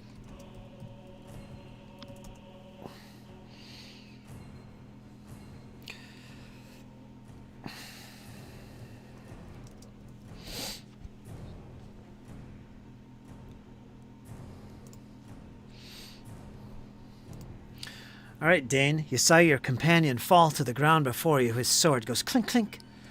And just then, racing past you, you see Elias taking on this creature as it tries to make good an escape up that tunnel ahead. What do you do? Oh, Dane is still barking orders and calling Elias, Daniel, and everybody else's name. But he will take a 5-foot step up. And we're going to start attacking this thing.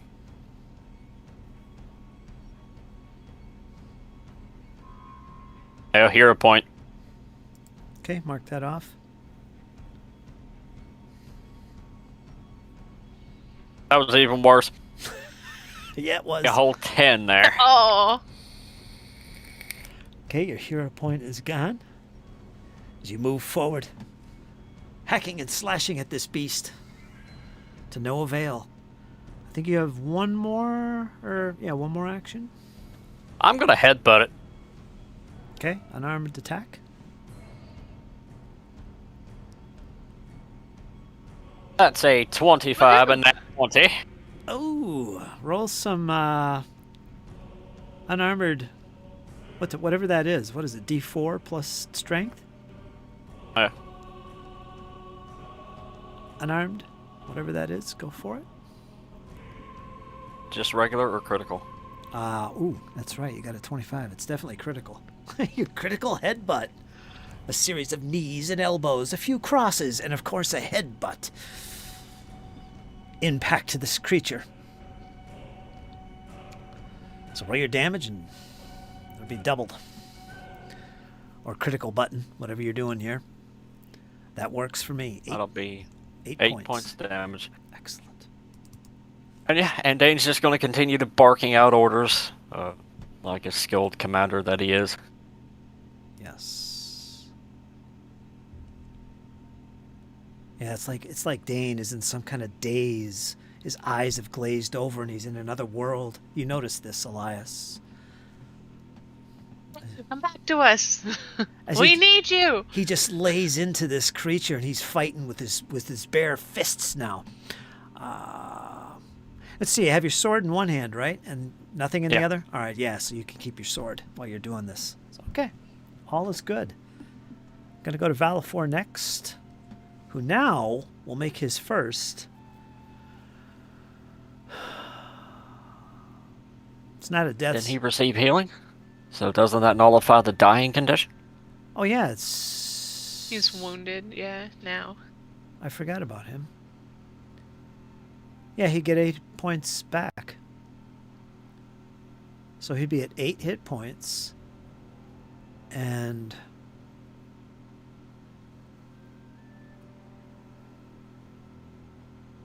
Right? Am I missing something? He was dying too and just got healed 8 hit points. So he's Correct. no longer dying, but he's wounded too. Yeah, that's right. I didn't know he was dying too. Oh, it's because he got it was critical, right? Mm-hmm. Yeah, Gotcha. critical hit, yeah. Yep. I forgot about that.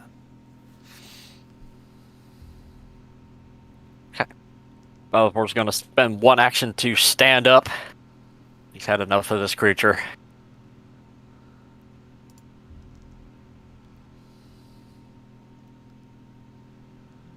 Take a 5-foot step up, hugging the wall. And he's going to do one regular attack. All right, now this will be unarmed because you got to spend an action picking up your weapon. You do drop That's it fine. when you're dying. Okay. It'll probably be pretty good. Dane was pretty good. The old unarmed attack. 13. Nope, sorry, that's not going to cut it. Valefor tries to weigh in as Dane's headbutting this thing and just can't quite get it done. Hurrah, hurrah, hurrah. He pulls back a wet, slimy fist and he looks over at everybody. I got a slimy fist. You need to lie down. I can't see straight. The walls are moving.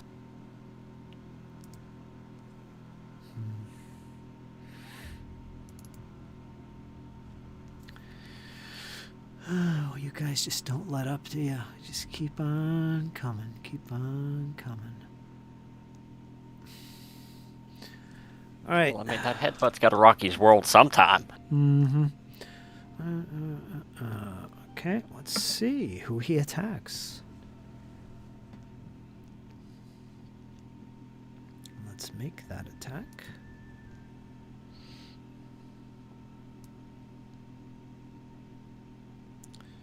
Okay.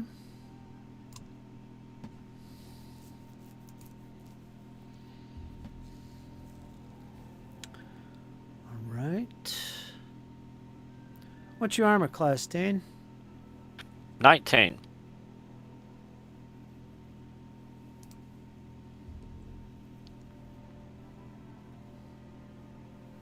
Okay. It feels... You can sense desperation coming from this creature. Elias, Dane, Valefor. It begins to randomly start lashing out with these gruesome-looking claws that are really long. But it's you, Dane, that does take the brunt of this series of lashing attacks. And it strikes, and it does hit you in retaliation for those punches and elbows. You're going to take 12 points of slashing damage. I'll use my... Never mind. Never mind. Mr. Daniel, I can take it. Yeah, take it. You're not using it? No, I'm just afraid that the creature will attack Valefor, and that's who I want to save my reaction for. Okay. So if he still has actions left, I don't know who he's going to target again. Let's see what he gets. It does turn towards Valefor, who just at the last minute is making some punches through that little gap between Dane and the wall, and it does actually make an attack towards him, but it misses miserably. You sense this creature is acting desperate and just lashing out randomly at this point. But it does not strike Valefor. Only Dane was hit. And with that, we're going to move on to the next character, which is Zion. All right, Zion.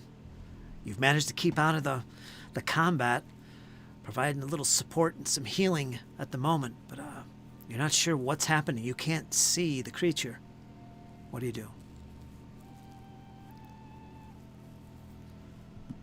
I am going to slowly make my approach a little bit away from the group. Okay, stride action. You come down off the entry area, and it slopes downward into this little area. You can see it on the map. There's just little ledges that rise a little bit from the ground. You're now close into the nesting area amongst the bones and the roots. What do you do?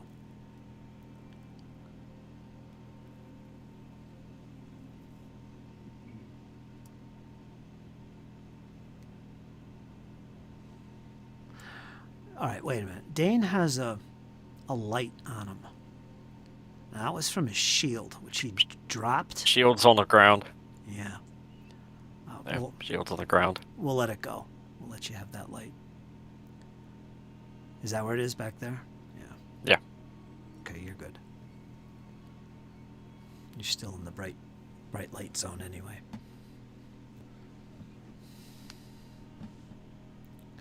Go ahead, Zion. You got something else.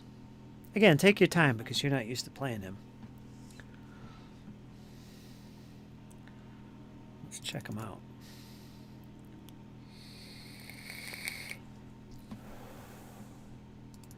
Let's see. Spells. Again, he's a sorcerer, so he just has to keep track of his Yeah. what are they called? His spell slots.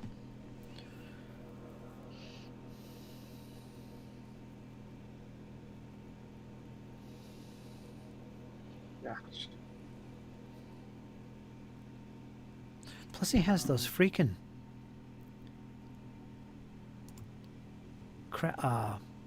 oh yeah, never mind. He doesn't really have anything for his alchemist stuff.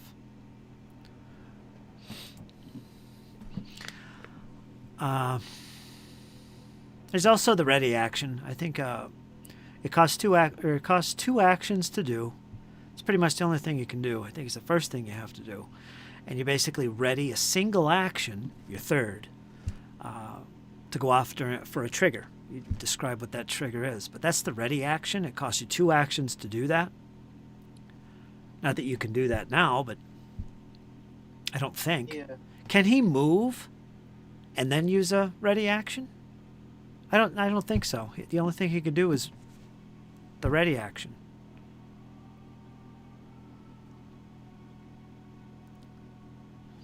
Anyway, go ahead.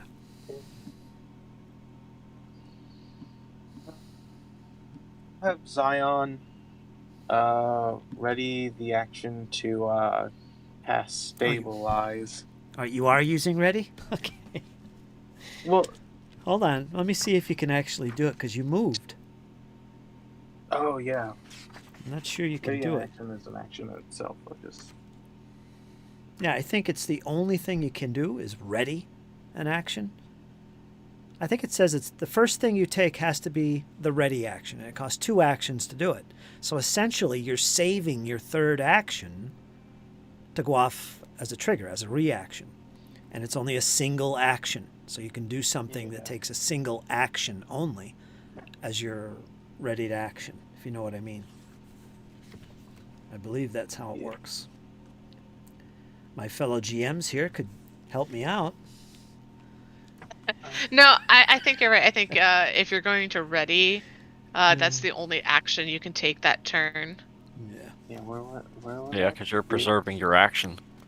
Yeah. And then you just choose, or you're technically delaying. Mm-hmm. Was I here or was I here? You're right there. Right You on. were there. That looks good to me. Well, let me go over the ready action. It takes 2 actions to do. It has the concentrate trait. You prepare to use an action that will occur outside your turn. Choose a single action or free action you can use and designate a trigger. Your turn then ends. Period.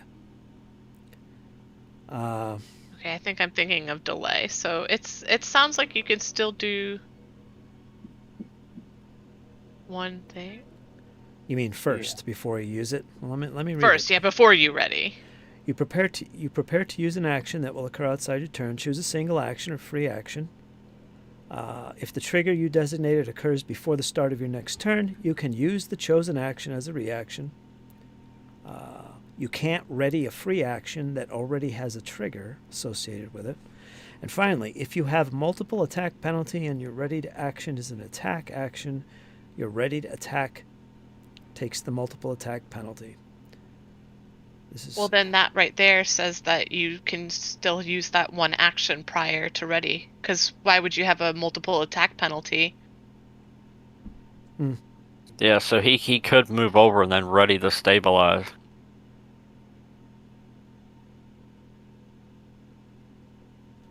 Yeah, the key thing is what you consider the trigger. Because if the trigger never happens, then I guess you forfeit yeah, you do. the 2 actions you took to ready. So you can move and then use the ready action to do what you were doing, as long as that action you're going to take was a single action or a free action.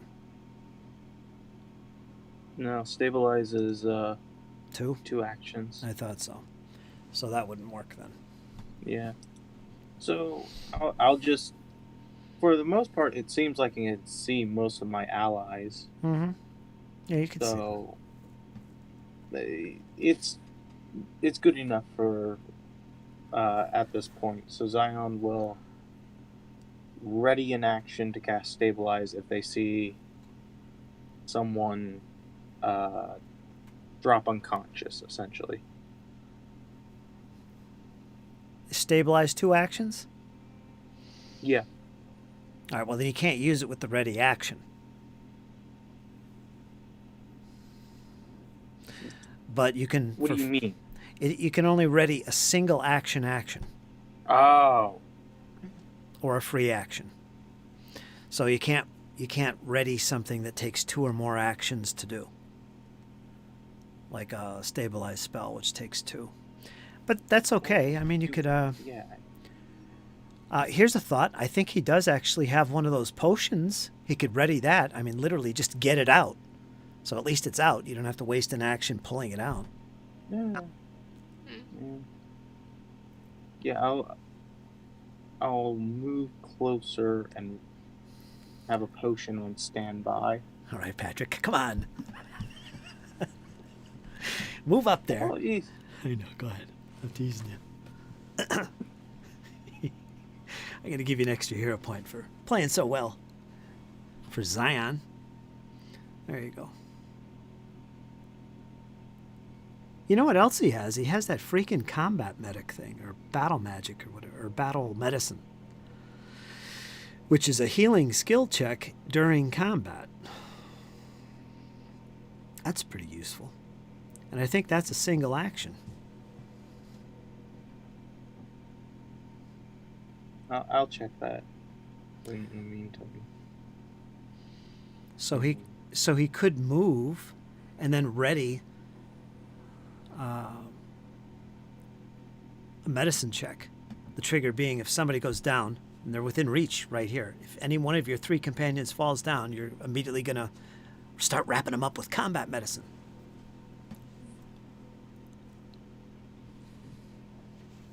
If they go down. Yeah, but then I'm leaving Valafor up to pretty much a dice roll at that point, because if he's dropped, then he'll be like wounded 3, and if I roll lowly, he takes like another wounded and dies. All right. So I think having a potion in this case will be better. All right. Because of that. All right. So you moved. You pulled out a potion. You have one more action. We're getting crazy here, because it takes an action to get that potion out as well, and you'd have to get out your healer's tools as well. So it's just not going to work out if you want a reaction or a ready action. Yeah, I'll just have the potion in my hand. Okay. Potion, and I'll cast shield for my last action. How about that? There you go. Yes. Okay, so you get a little +1 boost just in case, and we're going to the next round. Round 5. Elias. What's going on? Take your shield down, Elias. You no longer have a raised shield. Does say expired, doesn't it? Yep. Alright, we've got this thing not cornered. Whoops. Okay, go ahead. I won't touch it.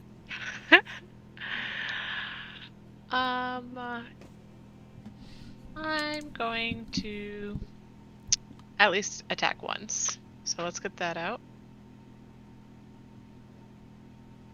23 in total. 23 hits. 5 damage. 5 points of piercing damage with the... I almost said epee, the repair. And then you're going to raise shield. Not quite yet. Oh. Do I have to... Oh, never mind. I'm trying to think, should I tumble through? I don't know, should you? It's an acrobatics against the enemy's reflex. DC. Mm-hmm. That'll take an action. You can move through his square. If you pass. I will try that. All right, go for it.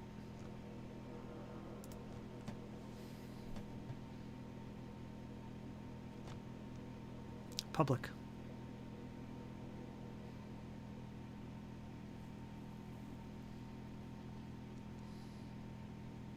I got an 8. Ah. Instead, I'll. All right, well, let's describe what happened. You failed, which results in you tried to tumble through, right? Yeah.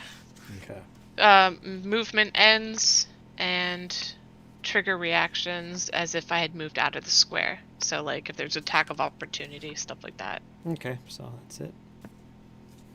Alright, then the last action is to raise my shield.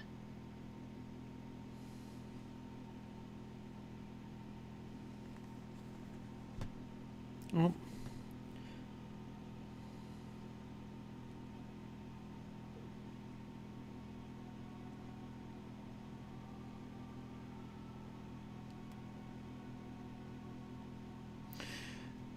The maneuver fails. The GM chooses if you simply can't move or if some other detrimental effect happens. The outcome should be appropriate for the maneuver that you're attempting.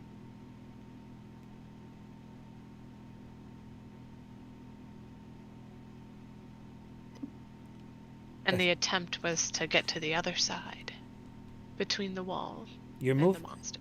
I read the wrong one. Sorry, I was reading Oh. maneuver and flight. Oh. Okay, that's not it. Your movement ends, and you trigger reactions. Yeah, basically what you said. If you had moved out of the square you started in, yeah.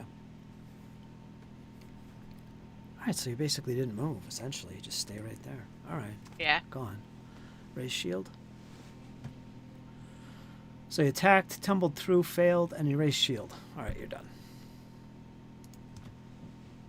Okay, Dane. It's a tough fight. That was a mighty try, Daniel, but it just wasn't good enough. Wasn't meant to be. Stop calling me Daniel Dane. Smack. Wake up! We're in a fight! That Dane is still gone. First attack. 25 to hit. Wow. You definitely hit. It's not critical. That'll be slashing damage. So grand total of 5 slashing. Okay.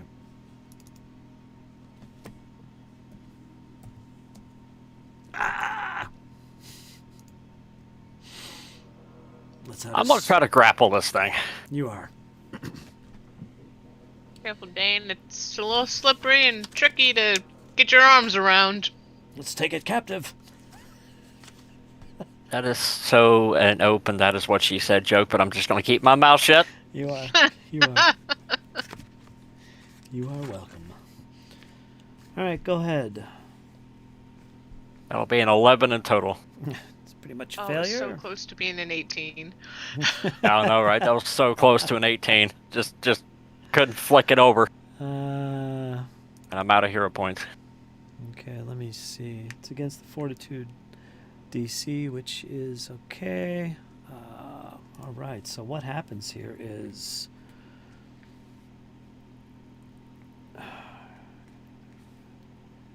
you critical failed, which means the target can either grab you as if it succeeded at using the grapple action against you, or force you to fall and land prone.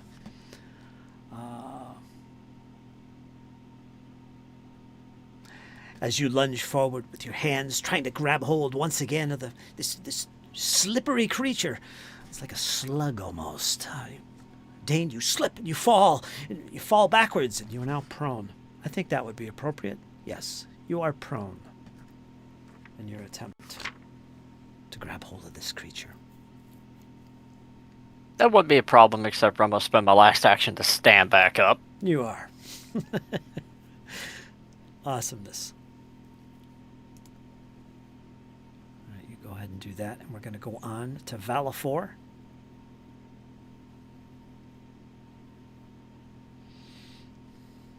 Valafor's just punching away.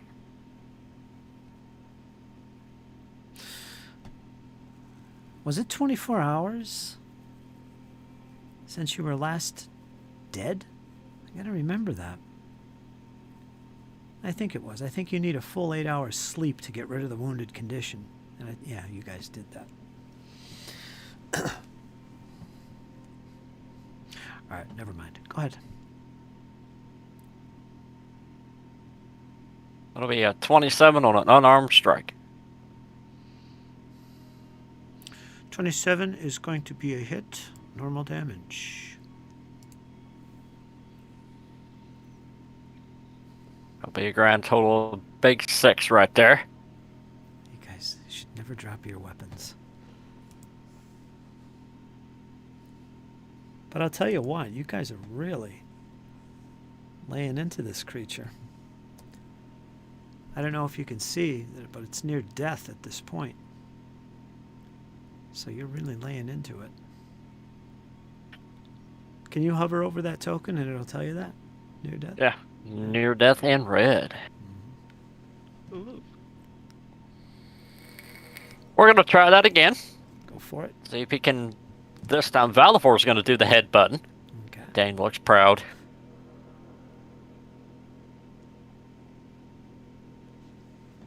$17. That is a hit. Roll normal damage. Let's see what happens. Another 6. There it is.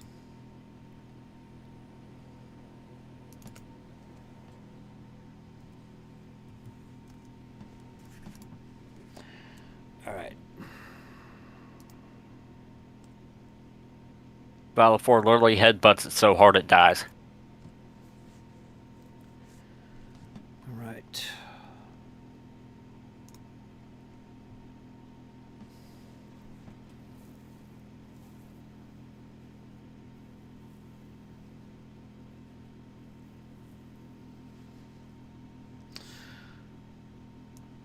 All right, describe how you finish this creature off, Valifor.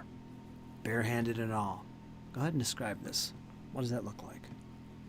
Valifor's going to, seeing Dane knocked prone, Valifor's going to dive in front and start throwing haymakers, landing in a vicious uppercut, and then followed it up with a headbutt.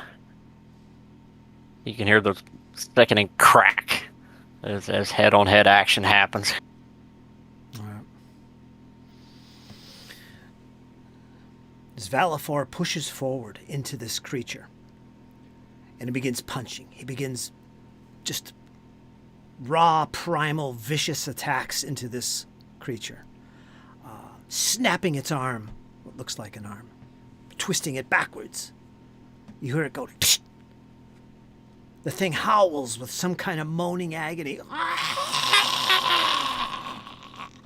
as it falls back onto the ground. But as it does so, all of a sudden, its flesh begins to split open near its torso, especially where it was wounded previously by Dane.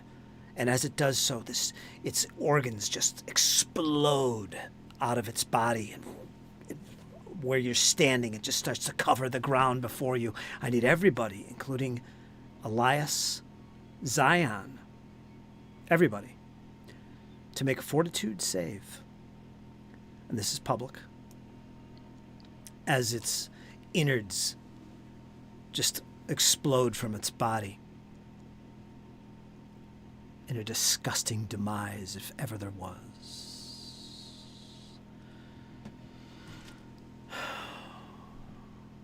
Tell me what you get, so I don't have to scroll up. Valifor got a 19, Dane got a 13. Elias got 16.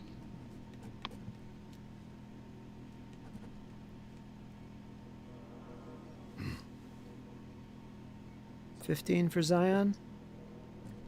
Yeah. All right. Let's see.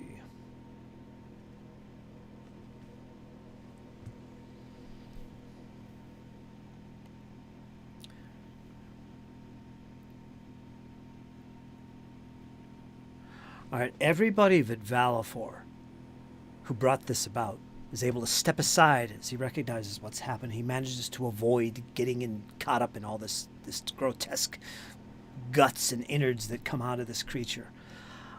Everybody is going to... Well, let me roll this. You're going to be sickened 1. And everybody will take 7 points of acid damage as well.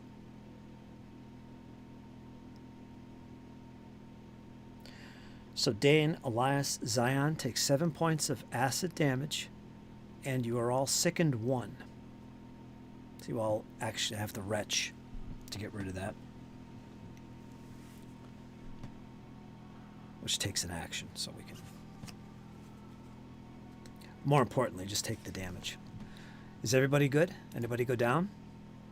Yeah. Somebody went down? I'm getting close. Oh, I thought you mean, like, did we write it down? No. Anybody? Oh, no, yeah. I am very, very close. All right. Valafor avoided it. But the creature, for all intents and purposes, has been defeated. It is no more. Valafor has managed to savage this beast, but in the same time, as it did so, it just spilled out its guts, literally, in this disgusting demise. So yeah. Whoops. I killed Valafor. No. He was too young to die. It happens. It's okay. You can bring him back to life. There you go. There he is. I was clicked on the wrong guy.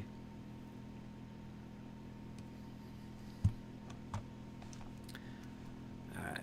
And with that, the combat comes to a close. The silence once again returns to our scene.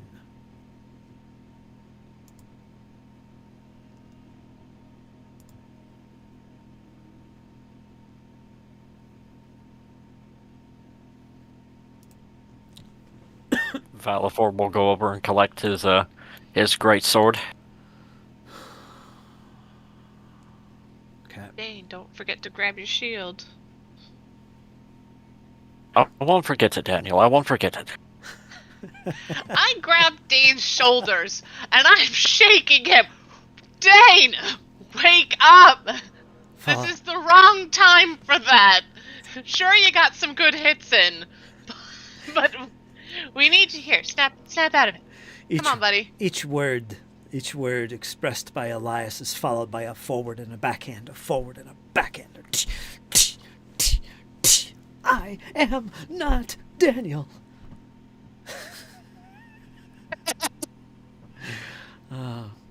But yes, the creature is no more. Regardless, you've gathered your equipment, your goods. I'm trying to delete this creature. Go away. There. And yeah, so what do you guys do? I'll assume you all back away out of this gook, which is kind of on the floor as it begins to sizzle, and it is acidy. So we're going to back everybody up a little bit. You can do it yourself. Just pull away at least 5 feet away from where you were standing and anyone else. Just get yourself out of there. I'll pull you back, Elias. There. That's good enough. But as you back away and step away from this carcass and this liquid and ooze and disgust that's on the ground before you begins to sizzle away as it consumes itself. Again, silence returns and the battle is concluded. You're surrounded by this chamber. It's damp. It's wet. You hear the trickle of water coming off the roots from above. Now, what would you like to do? Dane would like to stop shaking. This mysterious effect that's happened to him. Oops. I.e., it's just Elias shaking him really hard. Dane will look down to Elias. Hi there.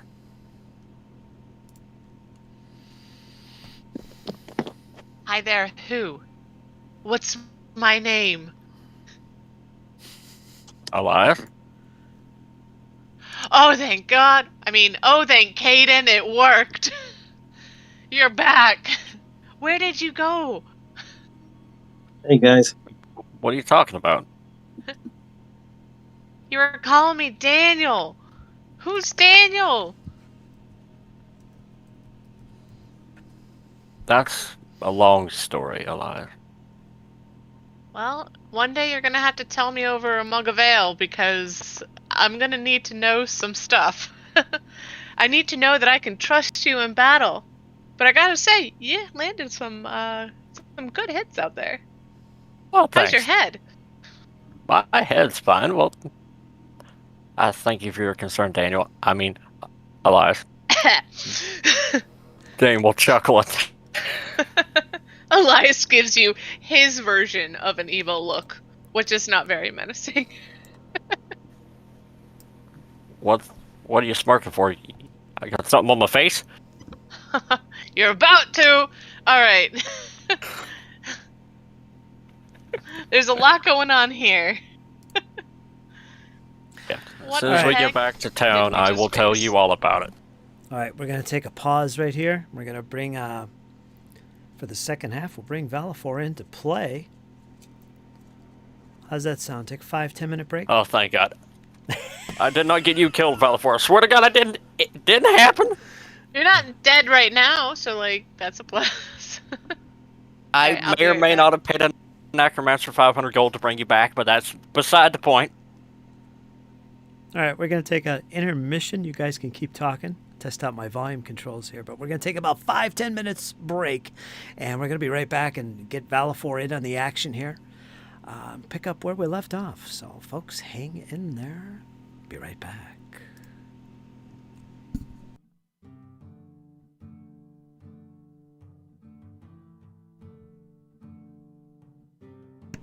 And all is good.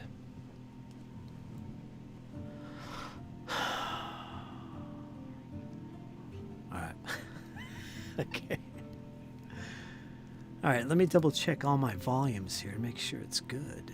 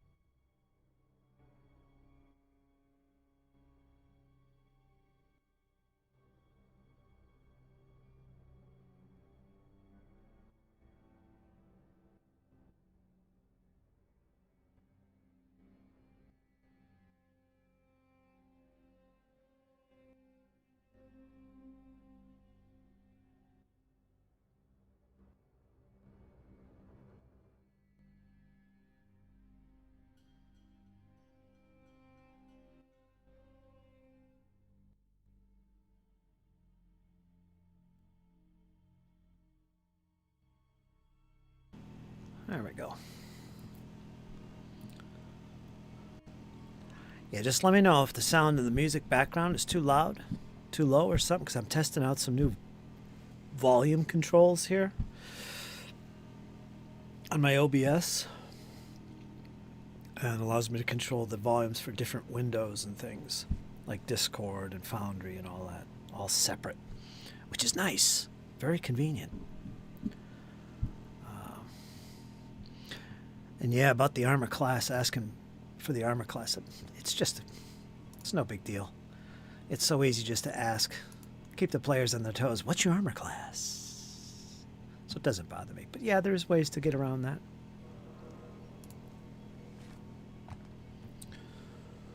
Depends on the situation I'm in.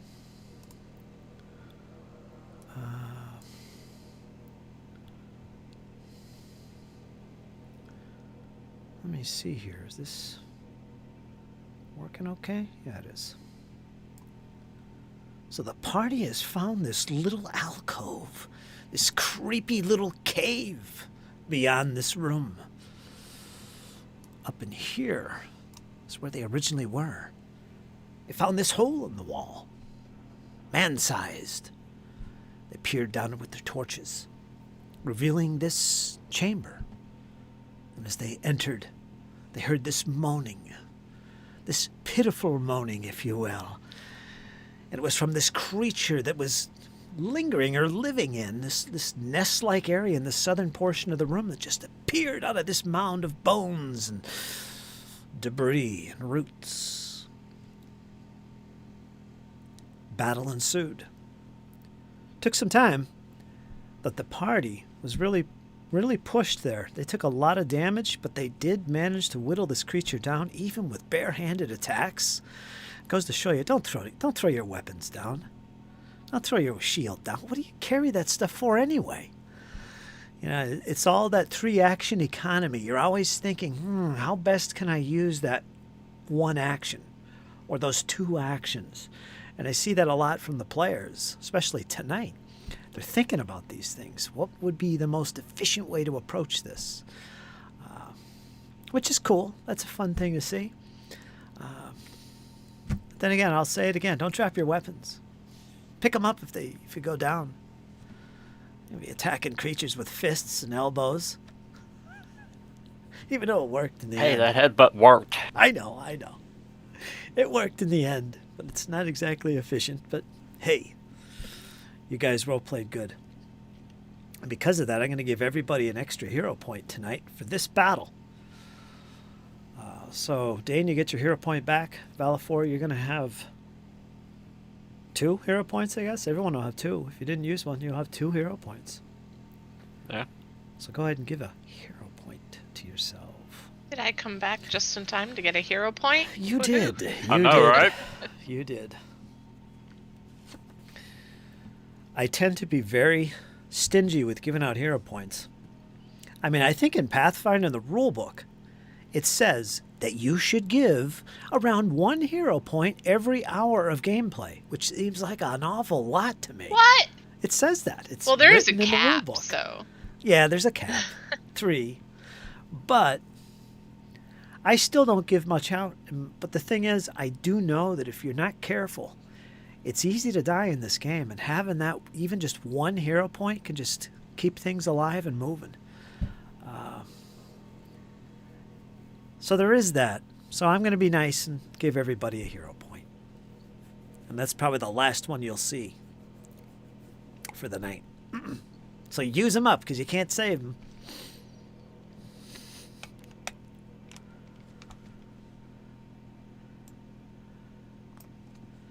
So far, so good.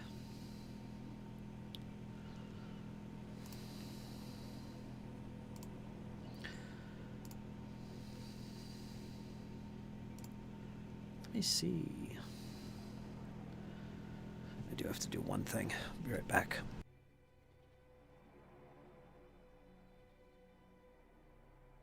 That was really coming down to the wire there, Valafor. I was about ready to spend that hero point on you.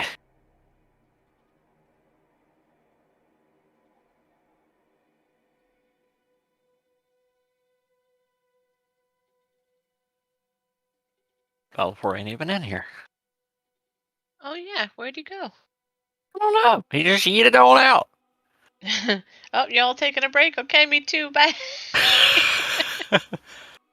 Y'all take a break and Dane's calling people Daniel and everything. What the hell's going on? I'm out. I don't blame him for turning around. Oh, wasn't that bad.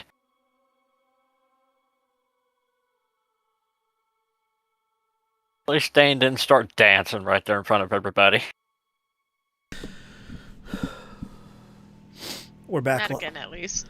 We're back live again, by the way. Oh, okay. Jibber jabbing. Jesse, are you there? You ready to rumble? He ain't here, Fritz. Is he in the chat? No. Where did he go?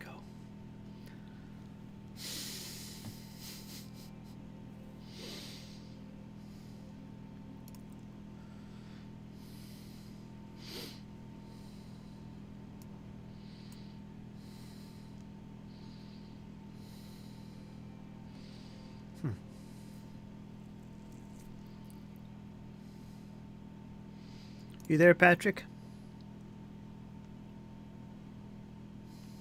I am. You are.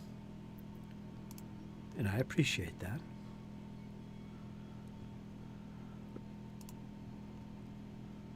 No, I don't see him. He popped in. Hey, everybody. And disappeared. Wow. Alright, looks like you'll still be playing Valifor. At least for a moment. That's fine. Did he say anything, or did he just disappeared?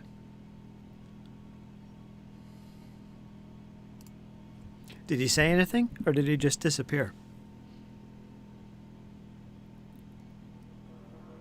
I don't know. I went to go get a Hershey's and I came back. He was gone. Okay. Yeeted.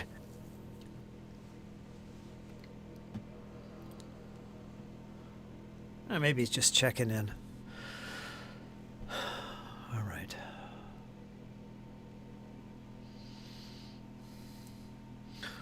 All right, you've gathered yourselves together in this dark, dank room. Let's see if there's anything I missed about this room. That's about it. There is that corridor leading north where the creature was kind of falling back to. And oh.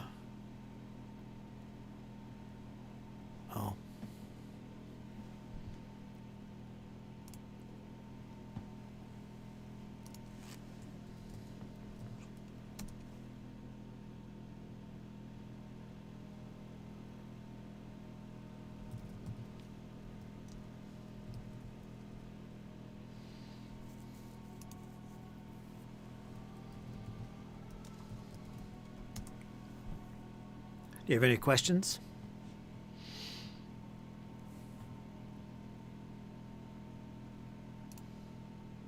Where do babies come from? Damn it. I had to drink of water. Okay. Sound check is fine, faintly playing in the background. Oh, I thought I was going to say, ask your mother. I was still having a sip of water right as he said that. Yeah, monitor almost got a bath. Oh, no. I've done that before. It's not good for your monitor. No. Do we still have that little captive with us, Fritz? Mm-hmm. It's right up there by Valifor. He was kind of left at the entry point to the chamber. Okay. Did Dane's he gonna seem collect this scared shield. at all by this creature, or was he just like, no, that's my neighbor? We're friends. What? What did you ask? I said, did the creature that was captured, was he scared of the enemy we just defeated at all, or was he like, hey, that's my neighbor, like I don't have a problem with this guy at all, I'm not scared? He looks totally, you can't tell. He's just sitting wrapped up in his ropes like this. He's not at all interested in your combat. Okay. Dane's going to collect his shield and wretch to get rid of that second one. Yeah. Sorry about your boots, Elias. Yeah, you can. I'm gonna You 5-foot step away from that and do the same. Yeah, you can. You don't have to make the check for that. I will roll a dice for time purposes. How much time goes by? Because you're definitely going to be able to pass that. And let me go to my And clock. Dane is going to... Go ahead, Fritz. No, just going to my clock. Then Dane is going to collect Zion and head over to the prisoner. Come with me, Zion. I need your words.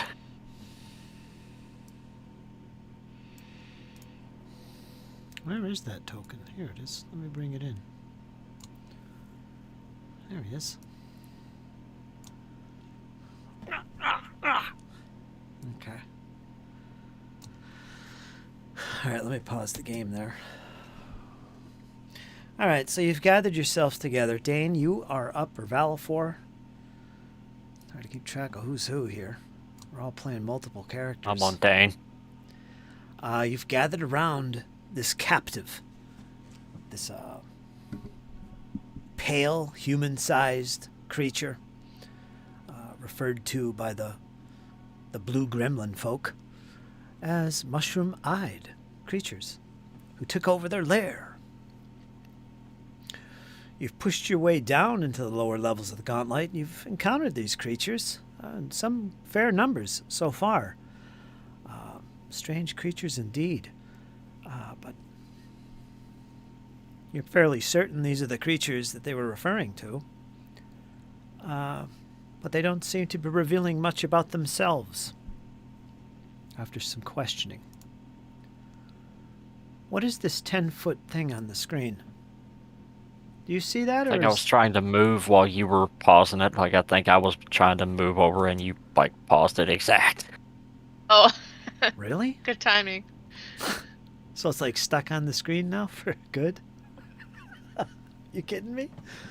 There, it's gone.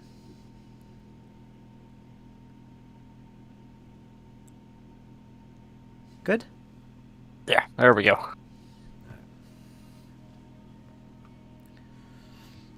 Let me do one more thing.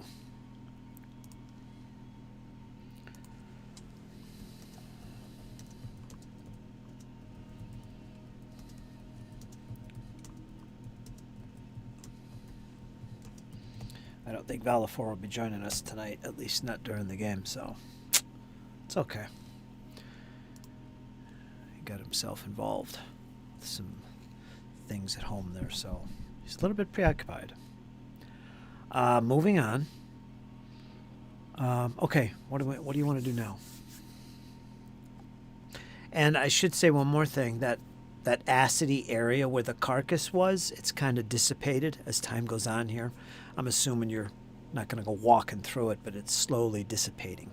All right, so it's not going to be as big a threat as before. But in the meantime, you've gathered together around this prisoner. And... yeah. What would you like to do? You can speak its language, right, Zion? He can. Undercommon was the language he recognized. That's what Dane's asking. Yeah, he can. Just to remind Patrick, he does have Undercommon. You can speak to your leisure.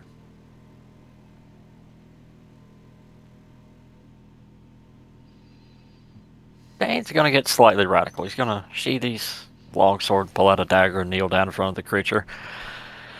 So I need you to ask this thing a few questions for me.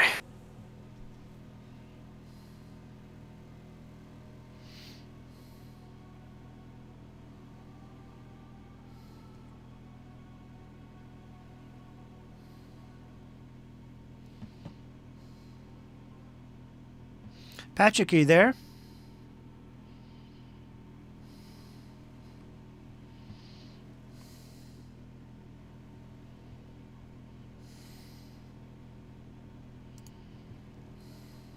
He's muted. I think the AFK god's got one of the. Well, got that one too. Mm-hmm. What do you want to ask? I'll role play him. Basically, Dane's gonna tell Zion to ask if we let it go, will it leave and not come back?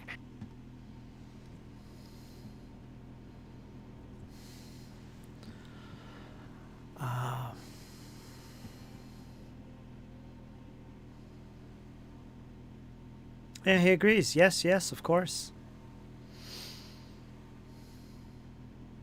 Untie him, let him go. He won't come back. Tell your Dane's friends too. Dane's gonna look over to Elias. Turn your eyes, it's about to get messy. Elias is going to go not too far away, and he's going to meditate so I can regain my focus.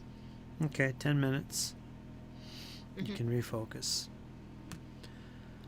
Yeah, essentially, if you I'm want just messing with you because Dane's just gonna cut the binds and basically let him go. Okay. And as you do that,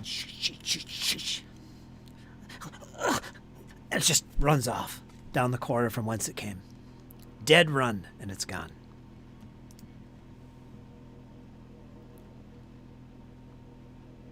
Alright, Elias, the mess is over. Patrick says he'll be back in a moment.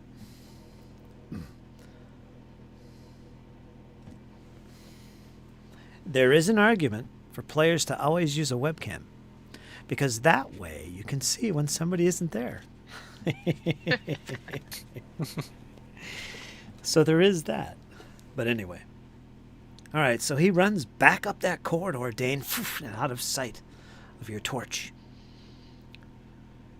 You currently stand alone in this chamber, the four of you.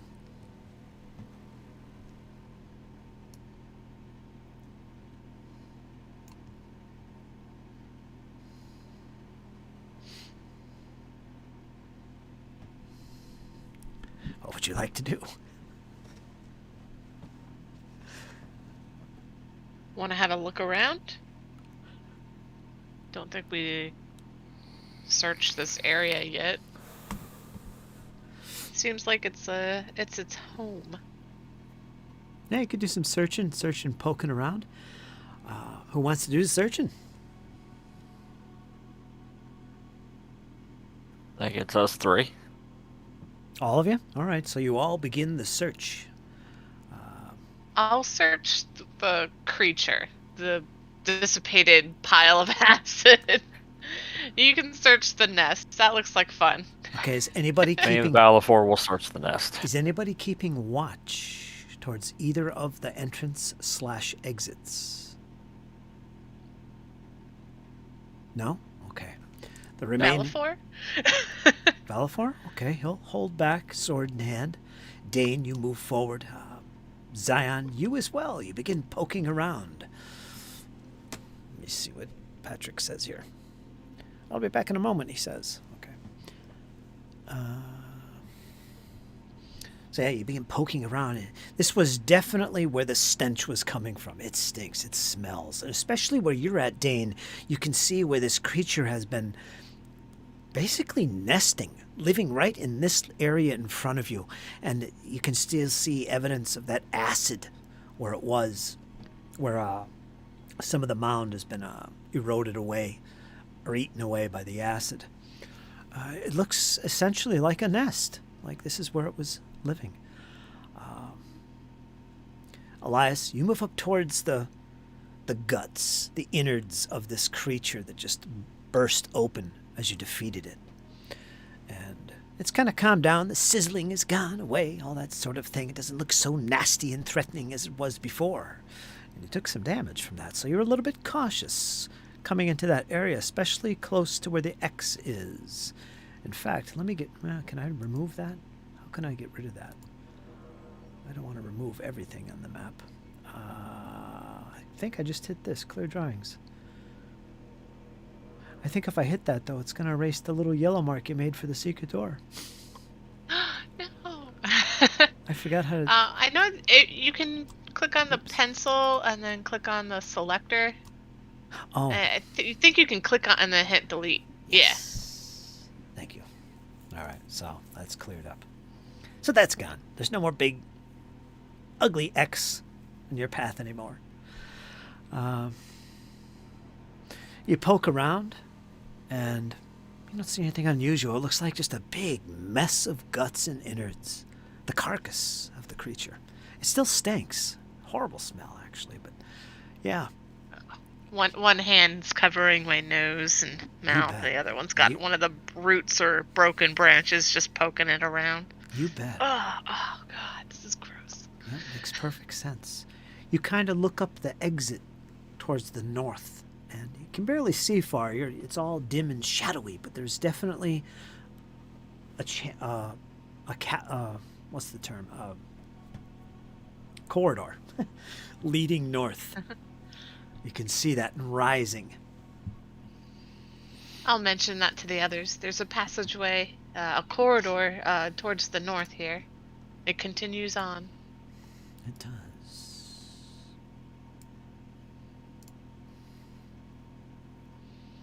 I think before we continue on, we could all use some healing.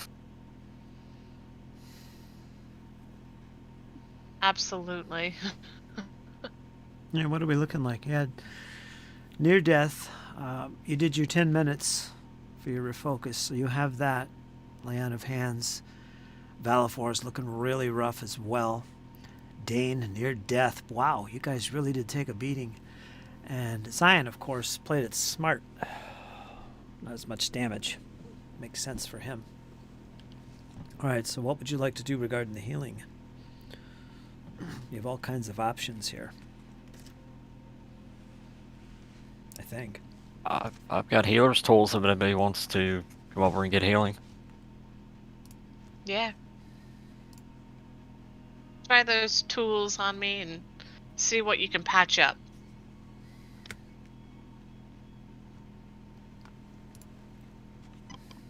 And I'll use my lay on hands on Valifor. Okay, do the lay on hands first. Let's see what that does.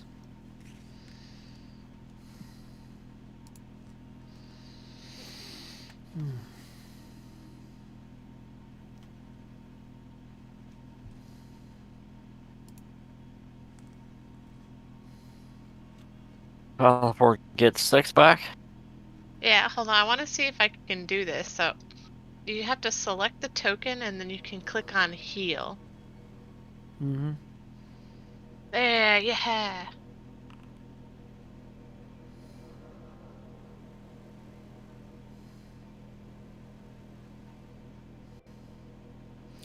The thing Nice. is, Now he's just badly. yeah. The thing is, the player can't select other tokens normally, so you couldn't click on Valifor. You couldn't. I could. To do that.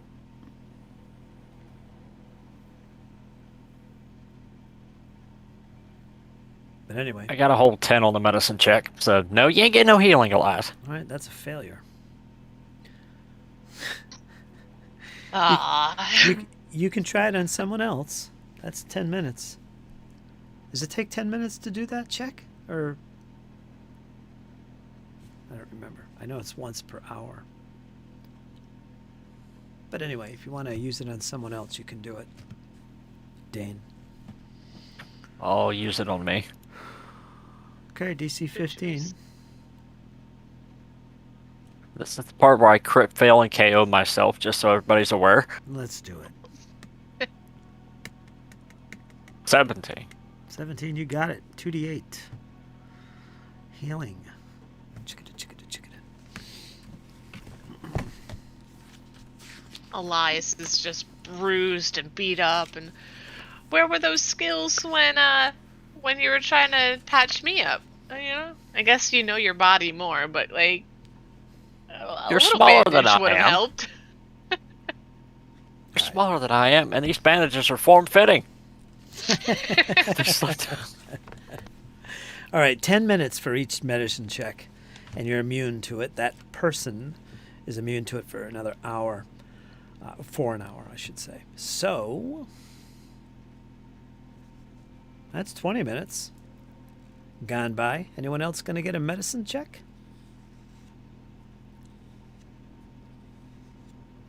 what Valifor's got. How about Elias? Since it took 10 minutes for Dane to heal himself with his kit, can I refocus during that time? Mm-hmm, Oh, thank gosh. Because, yeah, I'm immune to getting any kind of medicine check. Alright, so I get that back, cast, and I'm going to use this on myself. You pull out a mug of ale. You always carry some ale around. Put that in there and you drink. Just a little sip, you know? Yeah, just a little. Something to keep your mouth wet. Yeah. And you feel reinvigorated, as is appropriate.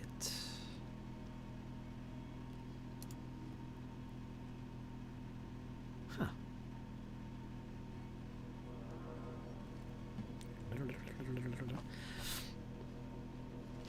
And I'd like Patrick to get back here and do this. Let's see.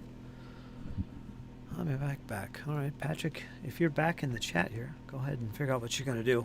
We've taken about 20 plus minutes now doing some healing around here.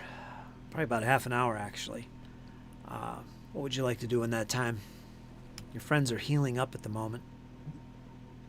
Mm-hmm. If you have anything to contribute magic-wise or potion-wise or alchemy or whatever, you can do so. You're all pretty bad. Well, the first things that we'll do is they'll pick up that dagger that they threw at the creature. All right, let's consult the oracle to see if it can be found.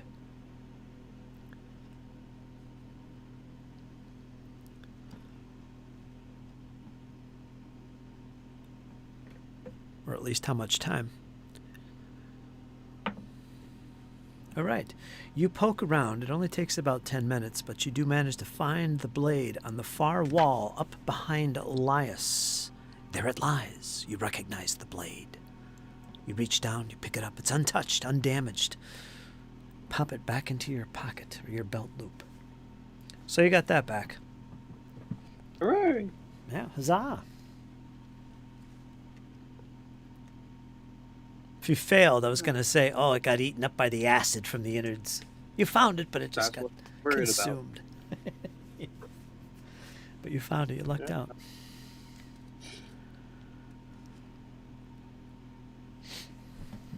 Any more healing? It's been about a half an hour. Let me forward the clock a little bit here. Can I administer medicine on myself? Administer first aid, that's it. Yeah. Okay. I believe that's just a straight medicine check on myself. 15 or... DC is 15. Right. Is this public or... Public. Okay. Whenever the results are obvious, it's public. That's a rule of thumb. Success or failure when it's obvious. 23, that is nice. It's not critical success, so 2d8. You managed to patch yourself up. And you're immune for an hour.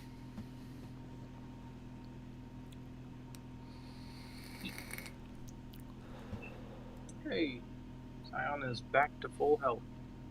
People. How do you like that? Is he? Or are you kidding me? Because it's not showing up that way. Well, it says uninjured. Oh, yeah. Also, welcome back, Valifor. How's it going, Bobby? Yep. Hey, guys. We're live. You disappeared. So what's going on? Well, we totally didn't get you maimed. That's totally didn't happen. You went down. Don't. You're just badly injured like the rest of us. You died, but you were quickly brought Everybody's near death. back. Yeah, that too. Yeah, you're still kicking. Okay. Everything good? You okay to play for a bit? Yeah. All right. It's okay. If you ever have to miss a session, it's fine. You know, there's always next week. You don't have to feel too much pressure there, Jesse. It's all good.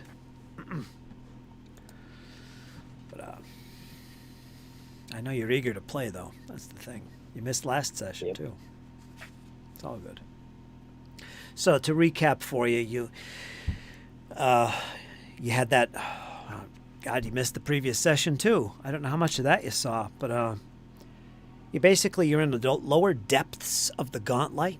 You're on a mission at this point to help the blue gremlin folk to get their home back. This is one of the missions you have. The other, of course, is to investigate the goings-on at Gauntlight and put a stop to whatever evil is going on here with the glow and all that stuff. There's that too. You know that. And as you've explored here, you're in the lower depths now. This is a little deeper now under the Gauntlight. All right. Thanks to the Gremlin King, whose name was Scrawl. He kind of drew a little map for you, showing you the layout down here, deeper down. You've managed to navigate your way through here. You've seen these creatures that the Gremlins referred to as mushroom-eyed pasty folk. They were terrible. They chased them from their homes. So you did battle with some of them. Strange creatures. Strange place, actually, underneath here.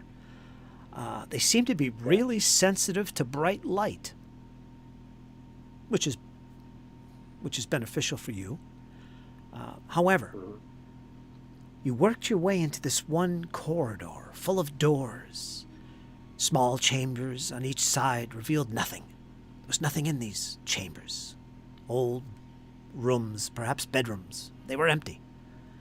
But at the end of the corridor, you found this one chamber, and within was these two more of these creatures that you battled with. They were working on some kind of gadget, and you managed to capture one of them.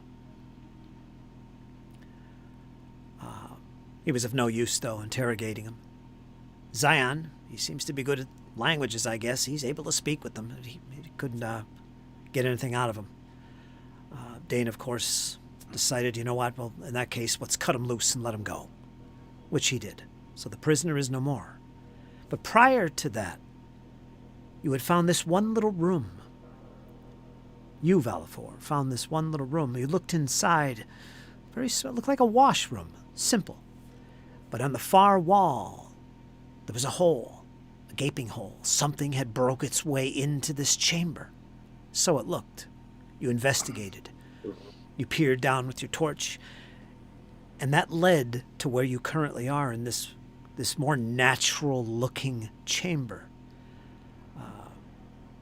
To the south of this room, you will see what looks like roots descending from the ceiling, which is about 10, 12 feet up. Roots all along the southern portion of the wall. There's also a mound at the bottom of these roots of skulls, bones, refuse, stench. Something was nesting here, and something revealed itself to you and attacked viciously.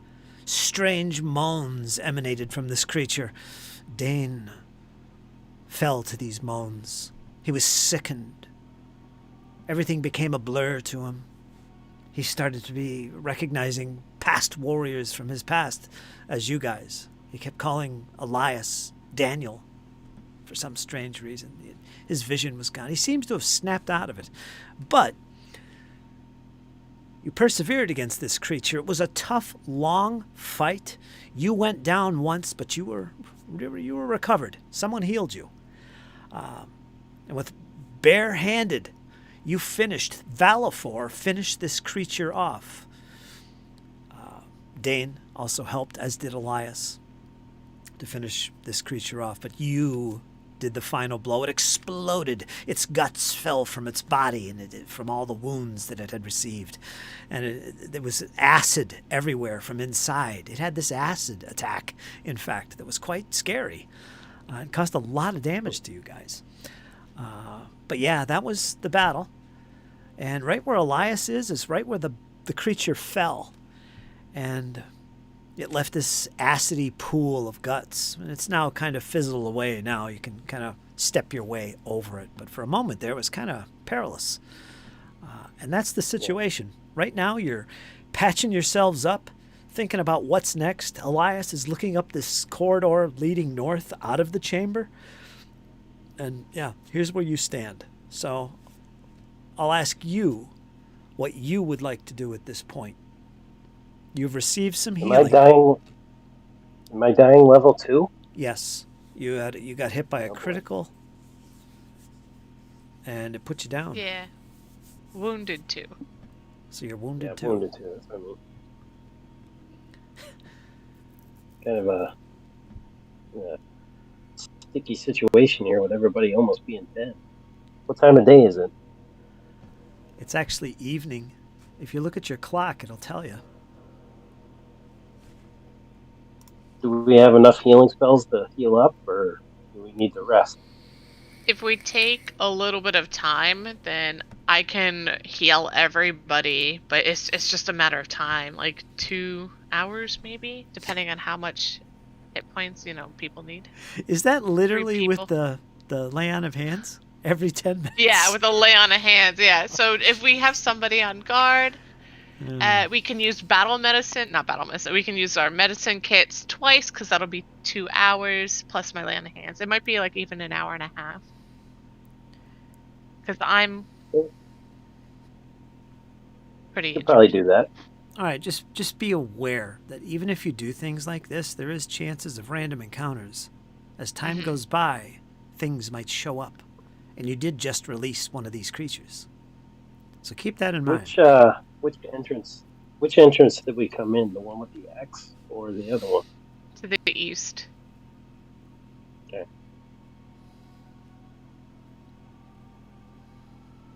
And there was nothing up there? When we came through? It was a smaller room with a table. Okay. Might be a decent place to rest if we barricade the doors, maybe. Yeah, sounds good to me. How about the rest of you? We can barricade it and trench our position. All right, let's do it. There was a table up there we used to block the hole. Oh yeah, there we go. Yeah, good idea.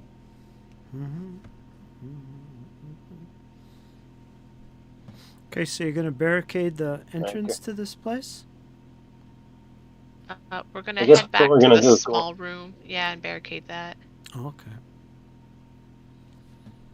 Easier place to defend. Let me unpause it, and you can move your tokens. Just go ahead and move yourself where you want to be. And one of you can make a note on the map that is barricaded.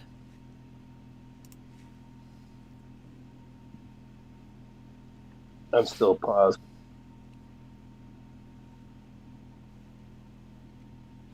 You might have to refresh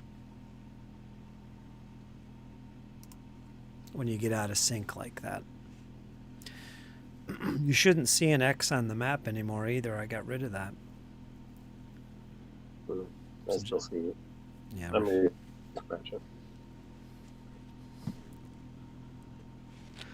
Sometimes. Yeah, but once everybody's back up, then they will take the table and barricade the door. Okay. Duke. Somebody can draw a little mark on there if you want, to remember.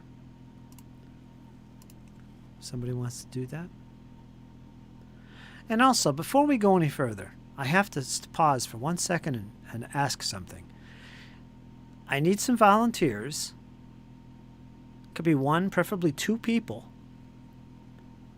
who are regulars to actually be scribes for the group. And what I mean by that, you're going to have access to a journal that keeps track of what you've accomplished as a group so far. It's kind of like a little campaign log. And at least after or before every session, fill it out with a few bullet points just to remind everybody. And everybody can look at this campaign log, but it's just a little reminder. And it's a volunteer thing because, you know, you are kind of responsible for it. And that's why I ask for 2 people to volunteer to do that. You'll be in charge of keeping that up to date in whatever kind of notes you want to make. But it's group notes. You know what I mean? And it's We just actually have a journal that we all have ownership to, I guess, and we can all contribute that way. And just you add a bullet point. all right, we could do it that Every way. time. We could do it that way, but that means everybody's responsible. Everybody's responsible. I was going to put it on just 1 or 2 people, but okay, if you want it on everybody, make sure it's filled out. There's all of you involved now. Well, if everyone's involved, we have less chance to fail and write nothing, right? However you want to see it. Just as long as somebody does it, because it is really useful. I've always had at least 1 player in my games who would do that, and I used to call him this group's scribe or something like that. And whoever likes taking notes, there you go. They're usually the best one. But it's useful. And that campaign log is actually on the Otari Rowdy Rockfish drop screen. It's actually a little book. And I'll just give everybody ownership to it. But, you know, you'll all have to kind of keep track of it. If you come up with anything not there that's kind of important, That way put anybody it in there. can Yeah. put notes in. I guess that makes sense. You can all do it. Just periodically double check it, you know? If there's something you think of that would be valuable to everybody, kind of put it in there. I mean, not I mean, I have some stuff I could put in there. it doesn't have to be everything. It's just, you know, what's important for the group to remember.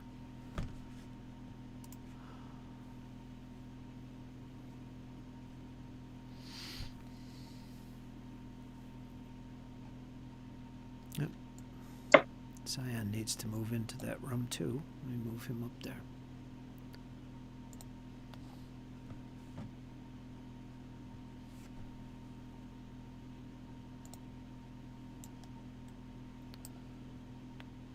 Oh, I see you're blockading that. All right.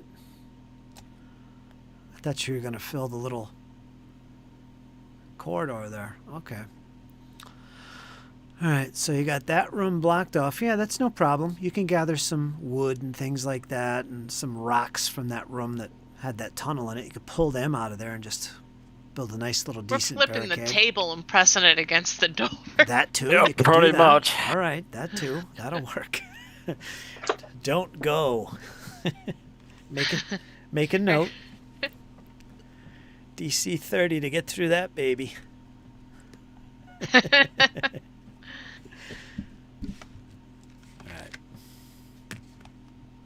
All right, you've gathered yourself back into that chamber there. And I'm trying to reload my screen here.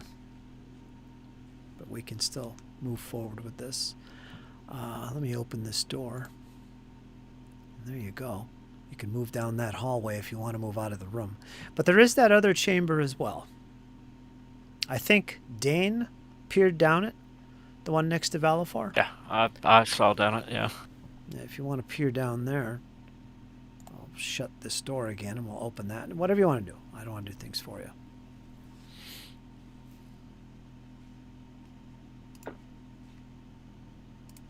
What's next?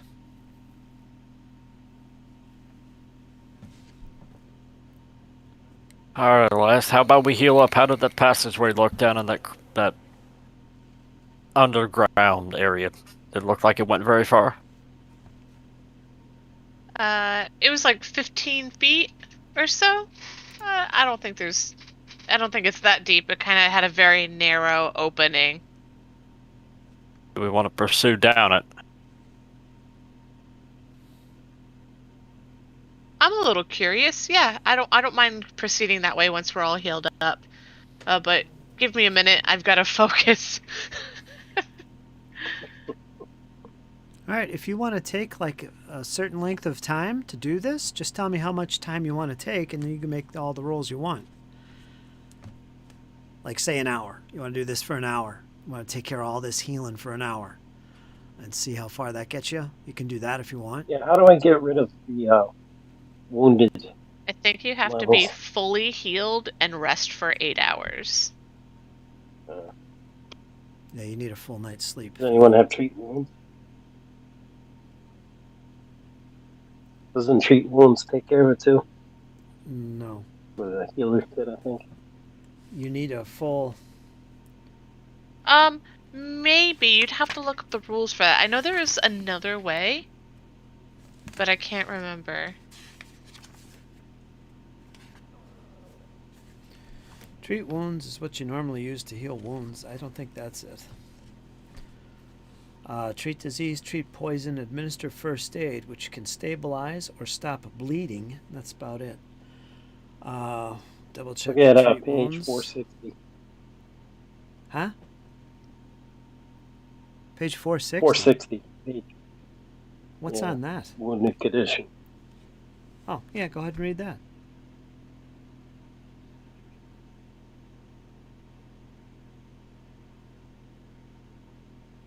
The wounded condition ends if someone successfully restores hit points to you with the treat wounds, or if you are restored to full hit points and rest for 10 minutes. The wounded I don't think condition? anybody used treat wounds on you yet. Yeah. So you can do that while I'm refocusing and healing. Dane and Scion have a kit. I don't know what Valifor is carrying. Valifor doesn't have a Yeah. healer's kit. Just Nope. borrow Dane's healer's kit. He won't mind. Heck. Actually, never mind. Scratch that. Don't have him heal you. Apparently, his kit is form-fitting. The bandages were form-fitting. The bandages are form-fitting, and they won't heal you. Alright, so I'm gonna focus and heal for an hour. So that means I get to heal 6 hit points 6 times. Okay. Oh, okay. Well, that would get rid of it then. Alright, but, What page, Jesse, But it did has you to be refer me spread to? Jesse, what page? sounds like you have to use the tools to do the wounded thing. Jesse, what page? 460. 460.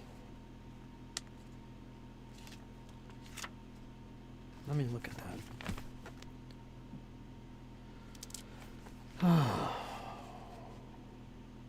Alright, Dane, grab those 6 hit points that are in the chat.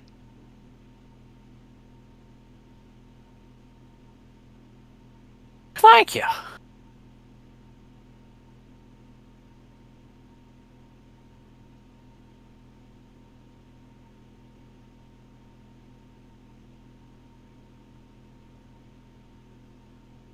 Huh.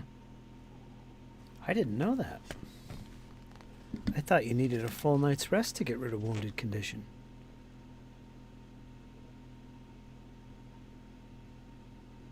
Alright, I took the second one. And I can roll a medicine check for Valifor.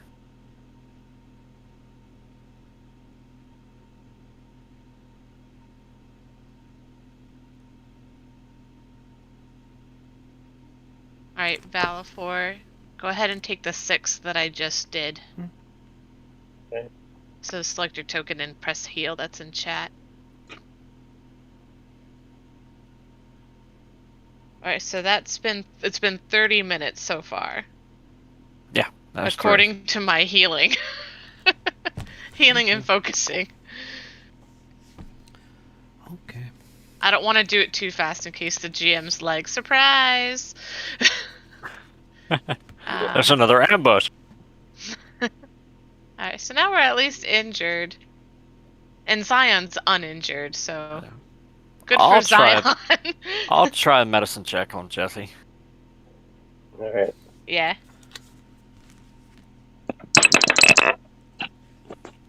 That's a nat Woo! 20. Woohoo! Yeah, 24 in totality there, Fritz.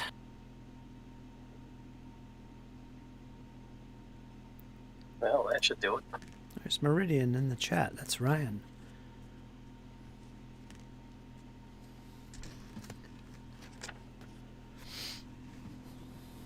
Oh.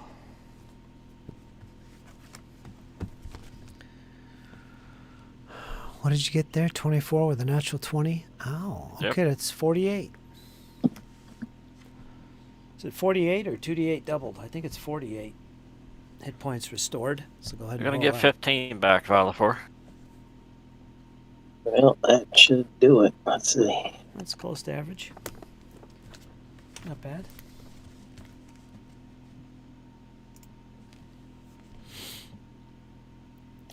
This one's for you, Dane. So go ahead and claim that one. So you can remove Thank your you. wounded condition, Jesse, because he used treat wounds on you, right?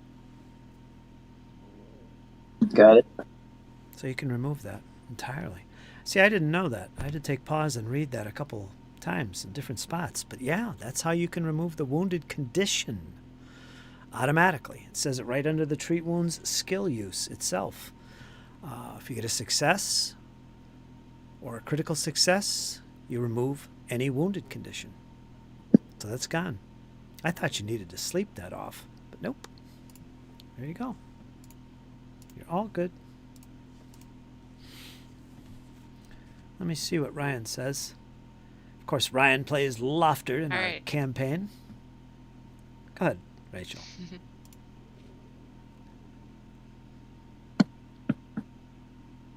Go ahead and grab that one, Dane. I have full health. Alright. I could still use 2 more. So do you mind waiting another 30 minutes? Could I try a medicine check on you? It has been an hour, so... Yeah.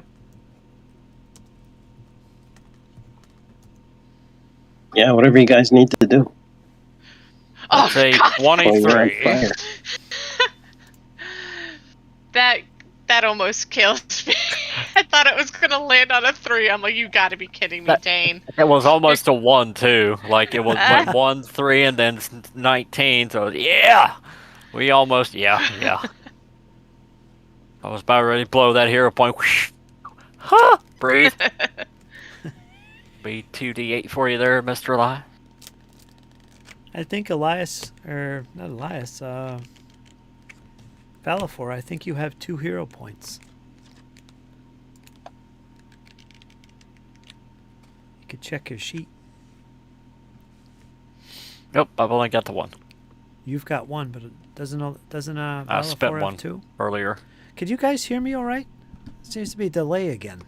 Oh, look, Dane. They're form-fitting on me, too. Thanks. Yeah. I just Much went through better. and found my smallest bandages I could. We got you. We got you covered. I still am gonna ask for 10 minutes.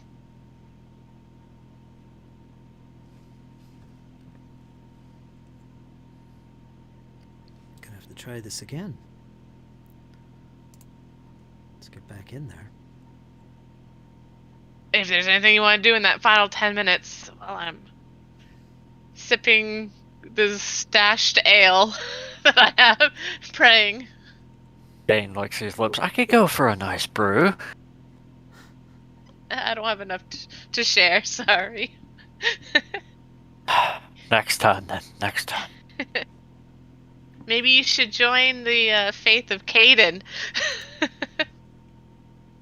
I You've don't know seen about. firsthand his givings.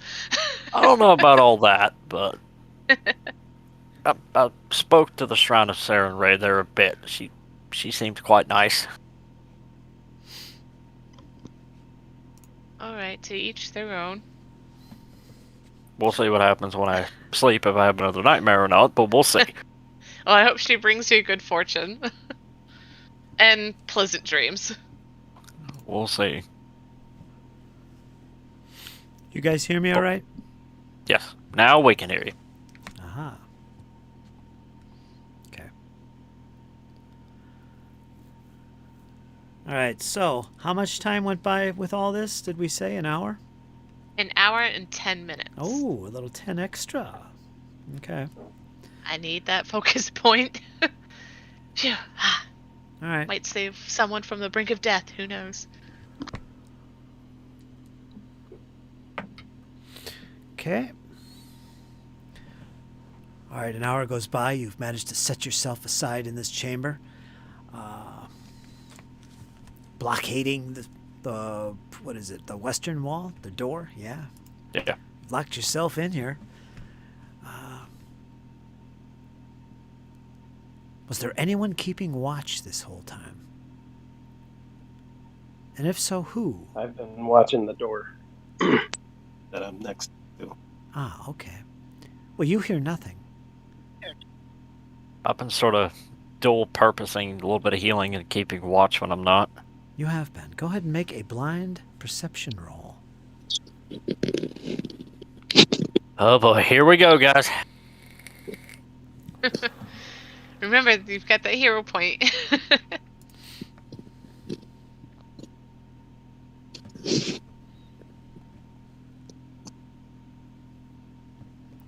Okay. Coming from the east. Coming from the east. Wait, I'm hearing myself. Who's that? Who's that coming from? Test, test, test. Is it coming from you? No one's lighting up. Could have been from Valafor. Yeah, I'm trying to get my Bluetooth earbud working. Sorry. Okay, just mute yourself on Discord.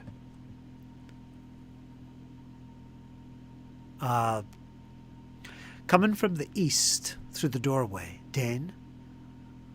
There was a couple times you listened at the door and you swear you can hear footsteps. A couple times you heard something. That's all. Okay. Dane will relay that information to the group. I think we have movement outside. I can hear some skittering. I can't refocus any faster, Dane. I'm not rushing, I'm just relaying. Oh, okay. All right, so an hour goes by, 10 minutes on top of that, and you've managed to gather yourselves together. You heard a few sounds here and there coming from the east, but otherwise time goes by without incident. And you're hunkered down in this room. What would you like to do now?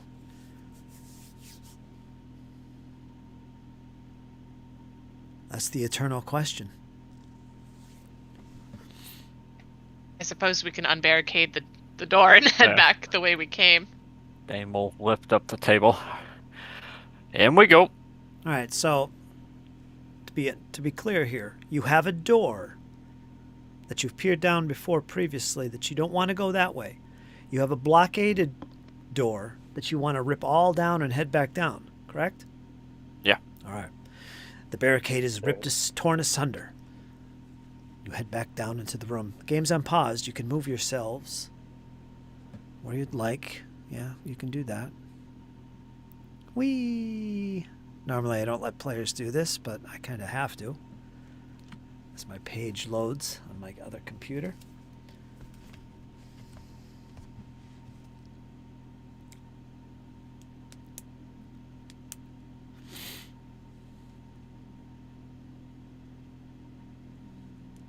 Again, I don't like to use too many mods in my game. A few useful ones that I pick here and there. A lot of the mods I had at one point were just doing the same thing that the others do. And I think it provides more confusion to my brain than anything. I don't like to have too many things going at once. So, yeah, I know there's lots of different mods out there I could have installed and, make life easier. Maybe. But I'm happy with this. so far. Let me bring Zion down. Velafor.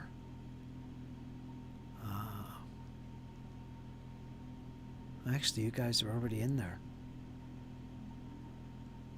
Yeah. I must be out of sync.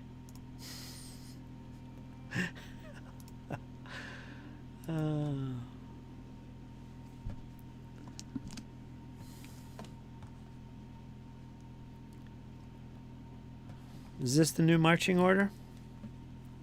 You'll have to go one by one if you want to go up that northern corridor. So for that I have... Alright, I'll be right behind Dane, since he has the light source. Yeah, he does. So Dane, Velafor. Who's next? Zion? Patrick? Yeah. Okay, and then we're going to have Elias bring up the rear. That's your single file. Yeah, and I'll be defending with my sword and shield out. All right, you are defending.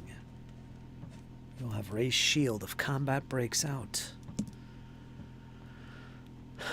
I have my two-hander out, both hands. Dane's now pulled his longsword back out.